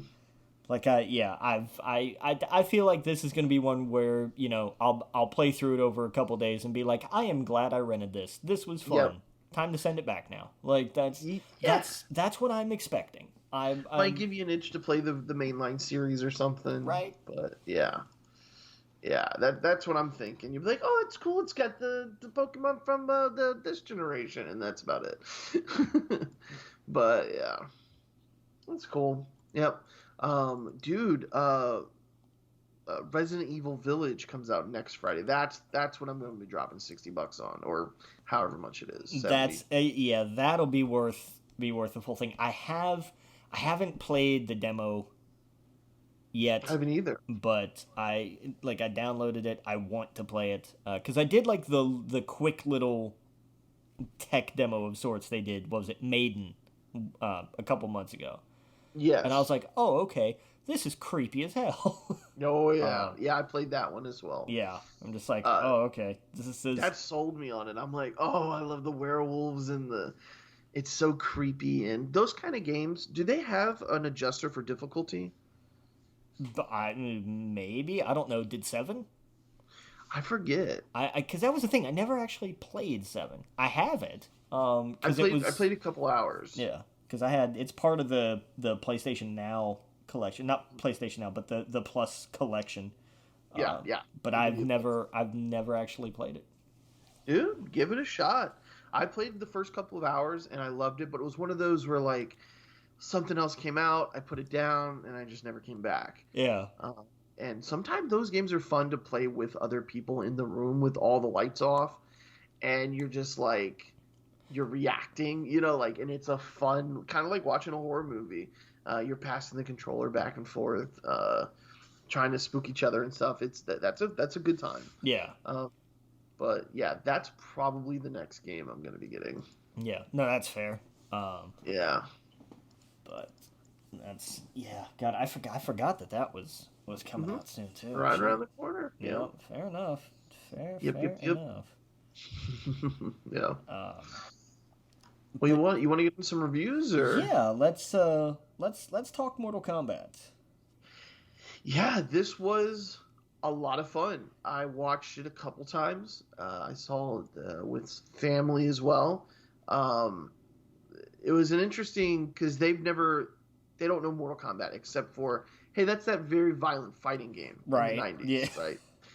And that's all they knew. And they had a blast. Nice. I prepped them. I was like, this is going to be cheesy. It's going to be really corny in some moments. Don't think about it too hard. There's a tournament where people from Earth have to fight people from a different realm, and there's multiple realms, kind of like how Thor is, and they every year there's a tournament and they have to fight, or every couple years or whatever, and that's it. And they have like magic abilities and it's extremely violent, and that's all they needed to know going into this. So. Right? Yeah. About that tournament thing. Yeah, it doesn't actually happen. No, but I got why. Like I understand, and even if you went into this not knowing anything about it, the motivation made sense. Oh, yeah. Hey, there's a prophecy. We're evil. We don't want to give this prophecy a chance, so we're just going to try to kill them all before then. Yeah, it actually makes total sense why they did it. That is sound evil logic. So I didn't hate, it's like, why was there no tournament? Well, because they explained why. It's like, well, it's kind of a dumb reason. Well, I can't exactly argue that point, but the logic is sound. So Yes. Yeah. But like I said, it made sense. The thing that kills me, and I'm gonna take you back a handful of years for it in WWE. Okay. How many of the Undertaker's WrestleMania matches are you familiar with? A good amount. A good amount. I just discovered one the other day that. Wait, was it Undertaker? It was Undertaker and Shawn Michaels, where he pulls the prosthetic leg off of somebody in the audience. It was like a Hall of Famer, right? Yeah. I never seen that before. I Yeah. was like, what is this? But sorry, go ahead. Do you remember the one, or have you seen the one from WrestleMania 19 where it was the Undertaker versus Big Show in the A-Train? I don't know. Okay. I don't think He had, because it was supposed to be a tag match originally, but his tag team partner was green as hell and was not very good. And he was only with the company for a little bit. His name was Nathan Jones. Okay. He was Australian. He shows up and does like one spot in the match, and it's like, oh, that was neat. And then you basically never see him again. Oh, okay.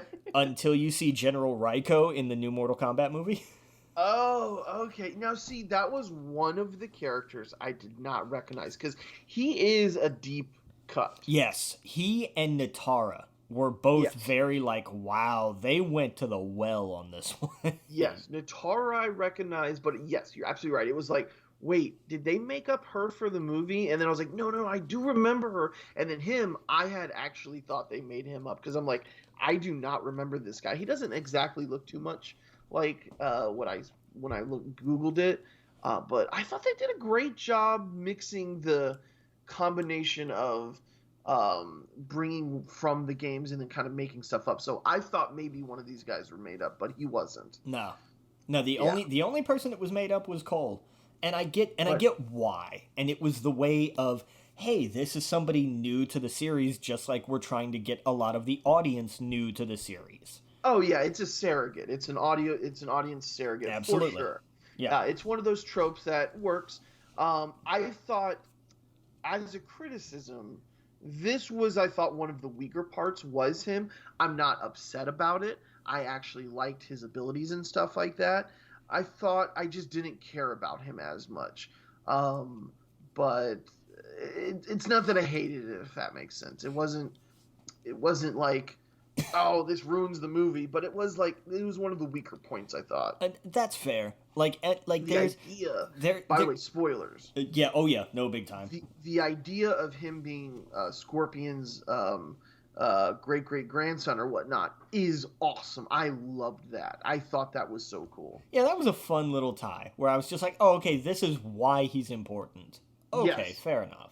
And when I saw the trailer, I assumed that because I saw all the yellow and red or black. I was like, wait, if they're doing that, that would be bold for the Mortal Kombat franchise, because they haven't done that, and super fucking interesting, because we haven't seen because it was always that his clan was wiped out and that was it. And so like, oh wait, there's someone who lived on.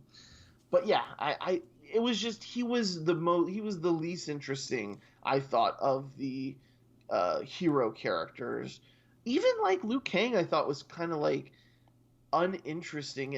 I thought the original movie did a much better job with Liu Kang. Well, because that the original movie's Liu Kang was the main character, and so his motivation, right. he was also kind of anti-tournament in the original movie. Yeah. Because the group that I went and saw it with, we watched the original and then watched this one. So just for grins. But it was, first off, it was great to have, an Asian actor playing, playing Lord Raiden, because, right. Finally. But it right. was the thing that's interesting and not as detrimental as it could have been, but also still needs work. Every character was fairly one-dimensional. And usually that's a horrible criticism and a terrible thing to say. But right. It was an interesting one dimension for the most part. Mm-hmm. Kung Lao was a wise ass, and that was his role. Kano was an asshole, and that was his role. Yeah. Sonya was obsessed with figuring out this tournament. That was her role. You know, Jax was overcoming the loss of his arms. That was his role. Like, everything was very... It was one note, but it was usually an interesting note. Yes. Cole was very, I have to save my family, and that was his entire motivation. Liu Kang was... Liu Kang was kind of that paragon of, you know, the peace and tranquility, being the warrior monk, in a way. Right. And it was also kind of boring, but damn if that dragon fatality wasn't cool. Yes. Oh, yeah. Well, see, that's the thing, is some of their... The dragon fatality was awesome. I loved them adding the catchphrases, even though I imagine someone watching this not knowing the Mortal Kombat catchphrases were like, that was kind of weird where he just says that. Yeah, it's like, that was corny or cheesy as hell. It's like, yes, it was, but... One of my favorite moments, though, is when you hear, get over here, because it's so earned. Yes. And they hold off on it for so long. Yeah. And when it happens, that's the part where I stood up and cheered like an idiot. That's fair. And I was like, oh, fuck yes. And it doesn't make sense he's speaking English, but don't think about it too hard. Yeah, don't, yeah. Nope.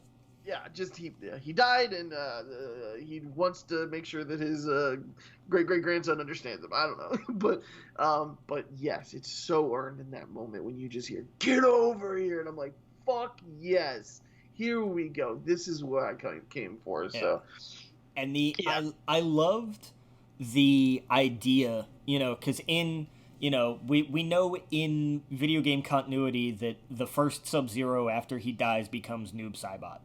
Yeah, I loved the tease of that when like he tore off all of his armor and everything he was wearing underneath it was black. It was black. Yep. I was like, that's dope. That's exactly what it was. I love that. And the way they travel reminded me of like Smoke and Noob when like all that I thought they were hinting at that when it was like moving all around, and the effects in this movie are some of the best. I saw a lot of people making fun of it, but I'm like, fucking A, like when the lightning comes down and they teleport and it almost looks like a curtain, the way it's so good, it's so well done. Yeah. And the smoke, yeah, like those transitions when they're like leaving and coming back, I'm like, this is fucking rad. This looks awesome. Like this straight up from the game. Yeah. And yeah, dude, I had so much fun with it. It had the right amount of fighting. I thought the pacing was a little bit off when they hit the training ground or whatnot. It felt like they jumped. They were like, oh, hey, wait, we got to close this movie in 20 minutes. Yeah. Where I think this might have benefited from being a 6-episode thing on HBO Max. Agreed. Yeah, I think if they move forward, I would love it if they said, we're doing a series and it's going to be 8-10 episodes on HBO.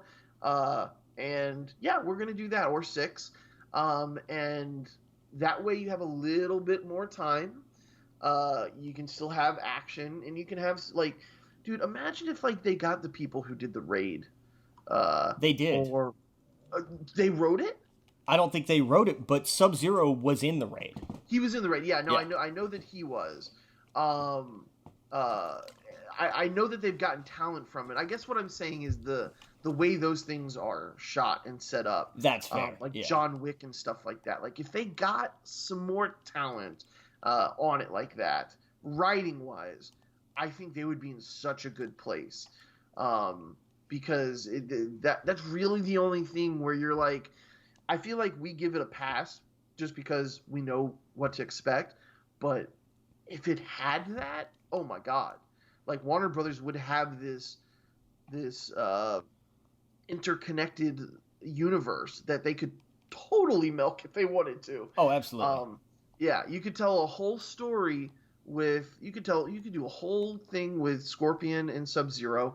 You could do a whole thing with Liu Kang and Kung Lao. Not so much anymore. Well, yeah, no, but you can do like a prequel, 6 episodes or something where you get his story. But yeah, no, but these characters are not done. I guarantee you Kung Lao will be in the next one. He just might not be on the good side. Because that's how he's been in like the last two games, right? The game continuity is strange. Yeah, but no, I mean they at the very end he pulls them and he's like, or he pulls his soul, I guess. Um, but like the ones that fall on the ground, Kano's spoilers. I know I don't have to say it, but like they're not. He's like death is just a what do you say is another beginning or something? Something like yeah. Yeah, and Kano, oh my god, I want that more was the Kano. biggest surprise. I loved him. I Yeah. loved him so much. Oh yeah, he was just ridiculous and over the top, and by far one of the standouts. And I've never liked Kano, and I don't think we're supposed to like his character because I don't. But I love it, if that makes sense. I love how much of an asshole he is in it, and I love that you're just like, come on, this guy, please, someone shut him up. Yes. But you're enjoying it. You're enjoying it the whole time. You're like he's supposed to get his ass kicked, but he's so damn funny. It's like a heel. He's doing the best. It's like watching wrestling. It's like, yes, he's doing a fantastic job at being a heel. It's like I'm supposed to hate him, and congratulations, I do. Like it's great. Oh yeah, yeah, it's fantastic. So that was one of the standouts. Yeah, so he'll probably come back with like a straight up metal piece right there for his eye. But yeah, I had a blast with this dude. They cannot make another one quick enough, and I'm sure they will because of how big it is on HBO Max. And I'm wondering if that's where they might go. Hey, this did huge on HBO Max. Maybe we just do a series. Yeah, but man, it did huge box office too. Oh, that's true. You're right. I mean, it was number one. Right. It pulled what 20-some million, which currently is a giant deal. Right, and that's the thing. You can get away with making this with a lot less money. You know, you don't have to have all the crazy special effects. You just have to have good fight scenes. Yeah. Like you have to have good fight scenes, and then save the FX for like when you do the finish him or whatever. Yeah. But yeah, overall, this was a blast. This is a movie I can totally see myself going back to and watching again, just like the original. The music was also one of the other criticisms, I would say. I wish there was more of it, especially that original song. Like, you need to hear that in these movies. I wish they would just embrace it. They worked it into the score pretty well, I thought. I don't know. I thought it needed to be more. And I felt it's one of those where they're like, it's like they know the original existed, but they got to do something a little bit different. And I don't like just do the original or make it bigger and bolder. And I don't know. I just felt like when I was thinking back, listening to the movie, I don't remember a moment where or I do remember where I'm like, the music should be kicking in right now. Like we should be hearing Mortal Kombat, and it didn't do it. I'm okay with them not using the scream. I love that. That's like I want that in it, but I understand why someone wouldn't. Yeah, no, I was perfectly okay with that because they sprinkled some of that original Techno Syndrome into the score. They did, but I guess that's what I'm saying is that I felt like they were extremely shy about it. They were like, "We know you know this." And we're trying to play it cool, and I was like, no, just give me the score. Nah, I want to hear it. Nah, I much prefer the way they did it. Like I wouldn't have wanted to just keep hearing that song over and over and over again. Like maybe I'm not explaining myself well, but not over and over, but like I just wish it was there because I think I remember hearing it, the full thing or whatever, like once, like one big moment. But yeah, I don't know. Anyway, but yeah, I mean, I'm excited to see what other characters they bring into it. There is a smorgasbord of characters. Yeah, there's no shortage of for anybody who's like, oh my god, they had Melina in this, but she just kind of got thrown away. It's like there are so many directions they can go. That's a character that I think is absolutely going to come back because she's a construct. Correct. Yeah, absolutely. She was grown in a lab. She was probably this one. They could honestly just be like, well, that was a test. That was Melina 1, and now here's the next one. That's an easy out. Oh yeah, we'll get the with the cyborgs in it, and I'm sure. I thought it was cool they showed Nightwolf. Yeah, there was a lot of the Easter eggs were everywhere. Oh yeah. And he doesn't have to necessarily be dead. He could be roaming I don't know, somewhere. Well, because I mean that's the thing. Nightwolf was a mantle. Like it was Right. almost a title, more or less. That's true. You're right. So that's Yeah. because that's another thing in the games where they're like there'll always be another Nightwolf. Yes. Um, You're right. so yeah, so that's an easy like, oh yeah, sure, we can have him. Who was the guy with the blind? Oh, he was one of my favorite, but I forget his name. Kenshi. Kenshi, yes. Put him in it. Or who's the drunk hobo or Bo Raicho. Bai Rao Chow, yeah. Yes, that's another one they should be putting in. Yeah, because they especially since they name dropped him in this one. Like I was like I love the little Easter eggs they had. Like those were very specifically for fans. Right. Those were for us, no question. Mm-hmm. Oh yeah. But but other people who were like, "Who the hell is that?" It's like, well, that's somebody you may see in a later movie. Yep.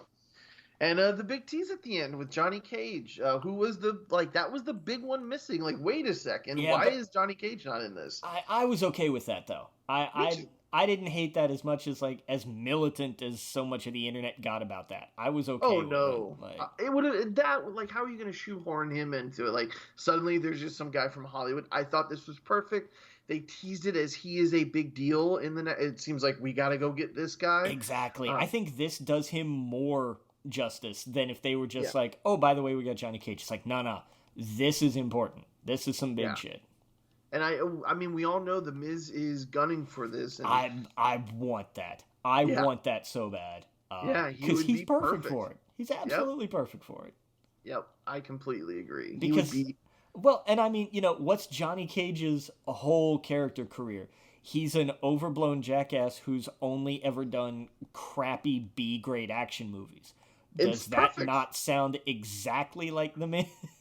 Yeah, no, it's perfect. You could not write it better. No. Absolutely. He's absolutely who needs to be doing this. Yeah. Full stop. Yeah. So I think, good. I hope he gets it.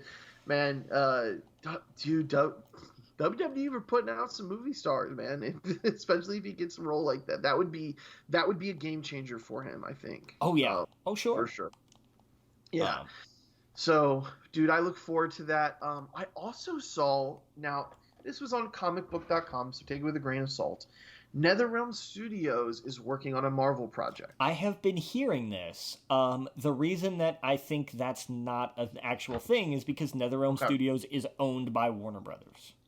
That's true, but they could totally, if Disney wants to do the deal with them, they could absolutely do the deal with them. They could. I'm not saying this isn't going to happen. I'm just saying this is why I'm taking this with a fairly decent hill-sized bunch of salt. Right. Yeah. It would, I mean, in my opinion, it would be genius if they did a Marvel vs. DC game. Yeah. That is how you sell 1 million freaking copies. Now, I don't know how they would do that with a deal, but Disney's been pretty good now recently about, and instead of just going, hey, EA, make this franchise, they're like, hey, with Marvel, let's reach out to different studios to do different things. And they see the success of Mortal Kombat. They could. Like, I'm not saying they couldn't, but and it would be, it is something people would buy, for sure. But I just don't know how. That's a hell of a deal to have to try to figure out. Yeah, if they could somehow do Marvel characters, or if it was a Marvel versus DC, that would be absolutely insane. Yeah, that would fly off the shelves, and of course they would have to have some sort of deal with Disney for who takes in the profits for that, right? Like, what cut do they get? Oh yeah, which would be that'd be interesting. So. The good news is we'll find out probably in the next year what NetherRealm is working on, because they've Mortal Kombat's been out for a little bit of time now, and usually right around this time is where they're like, hey, we're working on Injustice. That's usually what they go back and forth on. Yeah. So we'll find out hopefully shortly if there's any validity to that. So true. That'd be cool. Yeah, no, I'm not sure what else there is to say about Mortal Kombat. If you haven't seen it, Sorry we spoiled it, but go watch it. I don't know what you're doing. It is tons of fun. It's a fun ride. It Yeah. definitely is a fun ride, and yeah, I know it doesn't have Johnny Cage, boohoo. It doesn't have the tournament, boohoo. Like I didn't hate that because it made sense in the story they were telling. Right. Oh yeah, totally. So I was okay with all that. One good thing about Cole, I'll say, is I'm glad that he's a UFC fighter, which, when Mortal Kombat, the original movie, came out, UFC wasn't this big thing. Now it is. And they kept his fighting style the same. Very much defense, and he's getting beaten up, and like it makes sense what they did with him. So yeah, I thought that was cool. So it brought a little bit of modern day fighting into it. Yeah. But yeah, dude. Let's. What do we got next? We got Falcon Winter Soldier. Yeah. Let's talk about how that series wrapped up, shall we? Oh yeah. Like I said before, I loved this show.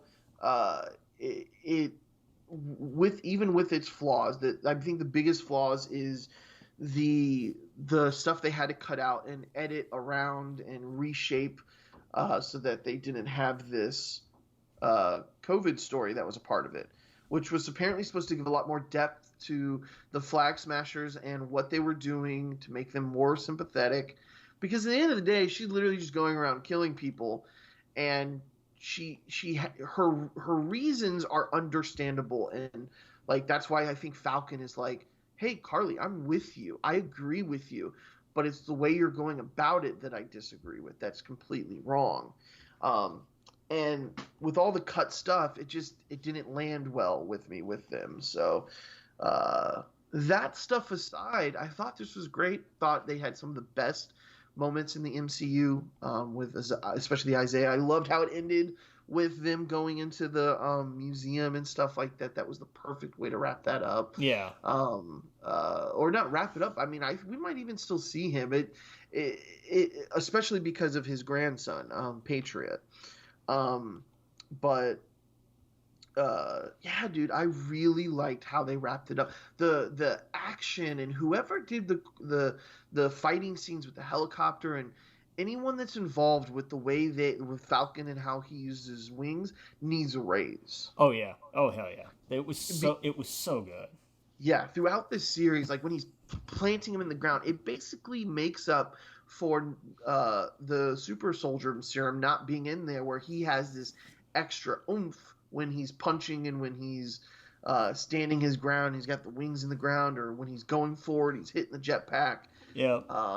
It's cool. I loved it, dude. And that his whole scene against the helicopter, like, it had one of my favorite line deliveries ever when he's like, "Boy, you just earned this ass whooping." Right, yeah. It was good. It's Mackey's fantastic. Like, that whole cast was great. And I love that it gave them just more time to shine. And it was so good. I care about Sebastian Stan. Yeah, Winter Soldier, dude. It took these characters that I was like, about, and now I'm like, oh, I care about these guys now.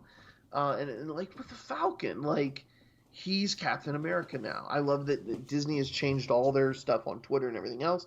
Anthony Mackie, Captain America. Even he's got his own little emoji and stuff like that, which is cool. I love that the last part of the show was the new title card of Captain America and the Winter Soldier. I was like, that's fantastic. Because it feels earned. It does. It feels like, this whole trip was worth it, and they had to go from A to B to get here. And it was absolutely earned 100%. And I am thoroughly excited to see where they go next. Yeah. Cuz I loved his short speech, when he's confronted by all these, everybody who's like, we have to go in with soldiers and get these people out. And he's like, you're sending armed people in to send out refugees. What the hell do you think? You call them terrorists, but what do you think they're going to call you? Right, exactly. I mean, it was just that kind of duh phrasing that, we still see today. People in charge don't think about and don't give a damn about. They don't think things through. Right. They don't do. They represent the people, but they really don't. They don't. They represent their interests and what benefits them. Oh yeah, absolutely. It was very on the nose about all that stuff, and I thought they did it well. Uh, and his speeches at the end was perfect. He sounded like Captain America. His decision Yes. making was like Captain America. And and I think that's why, story wise, that's why Cap always kept Falcon so close, because great minds, right? They think alike, and it's just so good to see that carry on through this. That like every decision he was making, I was like, yep, that's Captain America. That's perfect. Yeah. I don't really have anything bad to say about it except for the flag smash. I thought could be done better. Sharon Carter was the obvious, for like the whole series of the power broker. I have a bunch of questions of how in a couple of months she got all of that and everything else, but I think they're teasing Secret Invasion with her. Because at the end of it, she's talking to somebody saying, now we have access to everything. Yeah. And to me, that's, who's she calling? She could be calling, what's the actress's name that we just talked about? Oh, is she talking to Emilia Clarke? Emilia Clarke, yeah. Like, to me, that's the phone call she's making, is saying, oh, yeah, now, by the way, we have access to everything. I wonder if she's talking to the Contessa. If she's talking to Julia Louis-Dreyfus. Oh, yeah, no, she could absolutely be doing that. There's some, like, what is she doing? Is she setting up the Thunderbolts? Is that, obviously I would think Thunderbolt Ross would be, but she's clearly doing her own thing with John Walker now. So yeah, it's I think that could totally be its own show as well. I think they could totally do Thunderbolts. They have enough villains now, since thankfully Marvel stopped killing off their villains. Yeah. I mean, we even have some Sony ones. I don't know how that would work. Like, if they could get someone like Scorpion or something to be a part of the Thunderbolts. But, like, imagine that.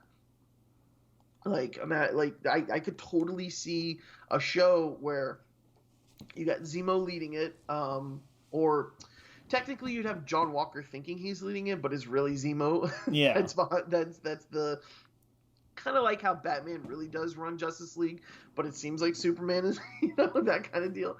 I could totally see them doing a spin-off show where it's strictly just the Thunderbolts, and it's like a Suicide Squad type thing where they're like, hey, we need to take care of some stuff, and we can point you guys in the direction.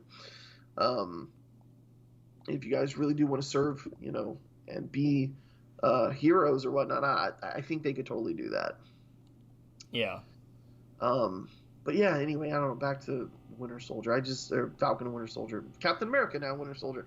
I just think it was so well done, especially given with them going, hey, this is extremely close to current events. Who would have thought that would have happened? Yeah. We have to change it for obvious reasons. So I thought they did the best with what they had. Agreed. Yeah. Definitely agreed. Yeah, it was heartbreaking seeing Bucky have to go and let him know the unfortunate truth. And that's one of the characters where I'm like, where do they go with him? What's his journey now? Because his story is done. So, and I'm sure that's what he's thinking of is, hey, where's my place in this world? Yeah, exactly. Like he's made all his amends, so now what? Right. Yeah, there's a run, I forgot who did it. It was a couple of years ago with the Winter Soldier, where that's kind of what happened, and he literally just spends a lot of time on the road helping people, just helping anyone he can, because he's already but he's already basically turned his book in like he did in this one. Right. And he's just on the road making, helping people. So who knows, maybe we see something like that. They announced a Wakanda show at that. That's one I didn't realize. Have you seen this? No. Yeah. Ryan, what's his last name? Coogler, yeah. He is producing a television show that takes place in Wakanda. Really? Yep. Mm-hmm. I was not aware of this. Yeah. Well, look it up. There's no other information besides that. That I don't know if that was announced like a week or so ago, but like it was right around the time where we started seeing them pop up in Falcon and Winter Soldier. So Okay. yeah, maybe I don't know if he can go back there, pop his head back in there, but I don't know where he goes from here. Interesting. Yeah. Very, very interesting. Yeah, Yep. no, I hadn't I hadn't heard about that. Yep. Yeah. Interesting. Yeah. That's something I would be curious about for sure. Oh hell yeah. Oh yeah. I'm sure more information will come once we get more information on the movie and whatnot. But yeah, I'm curious where this all goes. We know we're gonna get a movie. Maybe the movie has to do with Thunderbolts. Maybe it's called Captain America and the Thunderbolts or something. Maybe. Uh, uh, but yeah, I liked what they did with John Walker. He finally had his come to Jesus moment, right? Where he was like, you know what, I should be a hero. And he saves them. And he needs some sort of redemption, even though he went crazy like one episode ago. Yeah. But he wants to do better. Even though it's like he's such an it's like he's like, well, it's the same suit but just black. you know I don't know. I'm curious to see where his character goes to. It will be an interesting. Sorry about that. It will be an interesting arc to see like what happens with him because he's damn good. You know, he was another example of like good. It's like we hate him. Why? Well, because we're supposed to. Yes, that means he's an actor doing a damn good job. Oh yeah, he is so comic accurate with what he's doing. Yeah. You're supposed to feel that way about his character, absolutely. And he does get some redemption. I'm glad they didn't just kill him off. I thought that's what they were going to do. I thought he was going to end up being the big bad of the series because he makes some terrible decisions. But it's all based off of emotion. In a way, in a sense, they very much mirrored Civil War, where Tony, they somehow turned in, who was the good guy for all of those movies, they made him the antagonist, and then, and then at the very end of Civil War, when he finds out about his mom, it's pure emotion. He now wants to murder Bucky. Yeah. And that's, so like, I'm glad that he's getting some redemption. And I'm, it's interesting to see where he goes from this. Now that he's clearly working with shady people and he just seems happy to be a part of the gang. Because he really thinks that he's going to be doing good. Right. I don't think that's going to be entirely true. Right, exactly, yes. So, we'll see. But overall, yeah, I loved it. I thought it was great. There was some clearly some things that they had to work with. But, dude, we get Loki in a couple weeks, right? Yeah, June, what is it, 15th? June 15th. Oh, okay, so about a month from now. I was gonna say it's next month. We get Bad Batch in a week. That's right. I did see that Ewan McGregor was like, what you guys are gonna get with Obi-Wan is a much more realistic take or look of the character. And I was like, oh, that's awesome. And of course, duh, because the prequels did not look realistic at all. Right. So yeah, Bad Batch is right around the corner. So feels like, dude, it feels like we're finally back to, like, we're getting new content somewhere every week. So, which is awesome. Yeah. Yeah, dude, I'm pumped.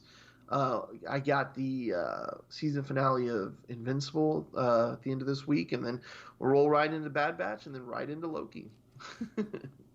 Which is fun. Loki's going to be a wild ride. Maybe, I don't want to start theorizing, but... Oh, that's never stopped us before. Right, exactly. That would be an interesting place to put, to see Chris Evans, because you're dealing with timelines. Yeah. No, I would love to see, like, older but not as old Cap. You know what I mean? Like, like a Cap who's like in his like mid 50s, early 60s kind of look. Like, I think that would be interesting as hell. Right, because who says that he sat there with Peggy the whole time, and who says that he didn't go? Something didn't happen where he went and took off and had an adventure and had to come back. Yeah. Yeah. Not as Captain America, but just because he knew because it was like somebody has to help, and damn it if Steve Rogers can't not help. Like, he could be just Steve Rogers. He could be Nomad. He's had other names, so absolutely, yeah. Actually, Nomad would kind of be perfect for that. But yeah, dude, yeah, that would be fucking awesome. So I'm excited. A lot of things coming up. So yeah, I think that's it. I don't think we have much else this week. We will see you guys next week. I'll be talking about Invincible and whatnot. And yeah, so make sure you go to our email, wegeekpodcast@gmail.com. Send us an email. Our Facebook group, We Geek Podcast. Twitter @WeGeekPodcast. You can, we're on everything pretty much. We're on the Androids, the Apples, podcast list. So YouTube, Spotify. So yeah, we'll see you guys next week. Captain.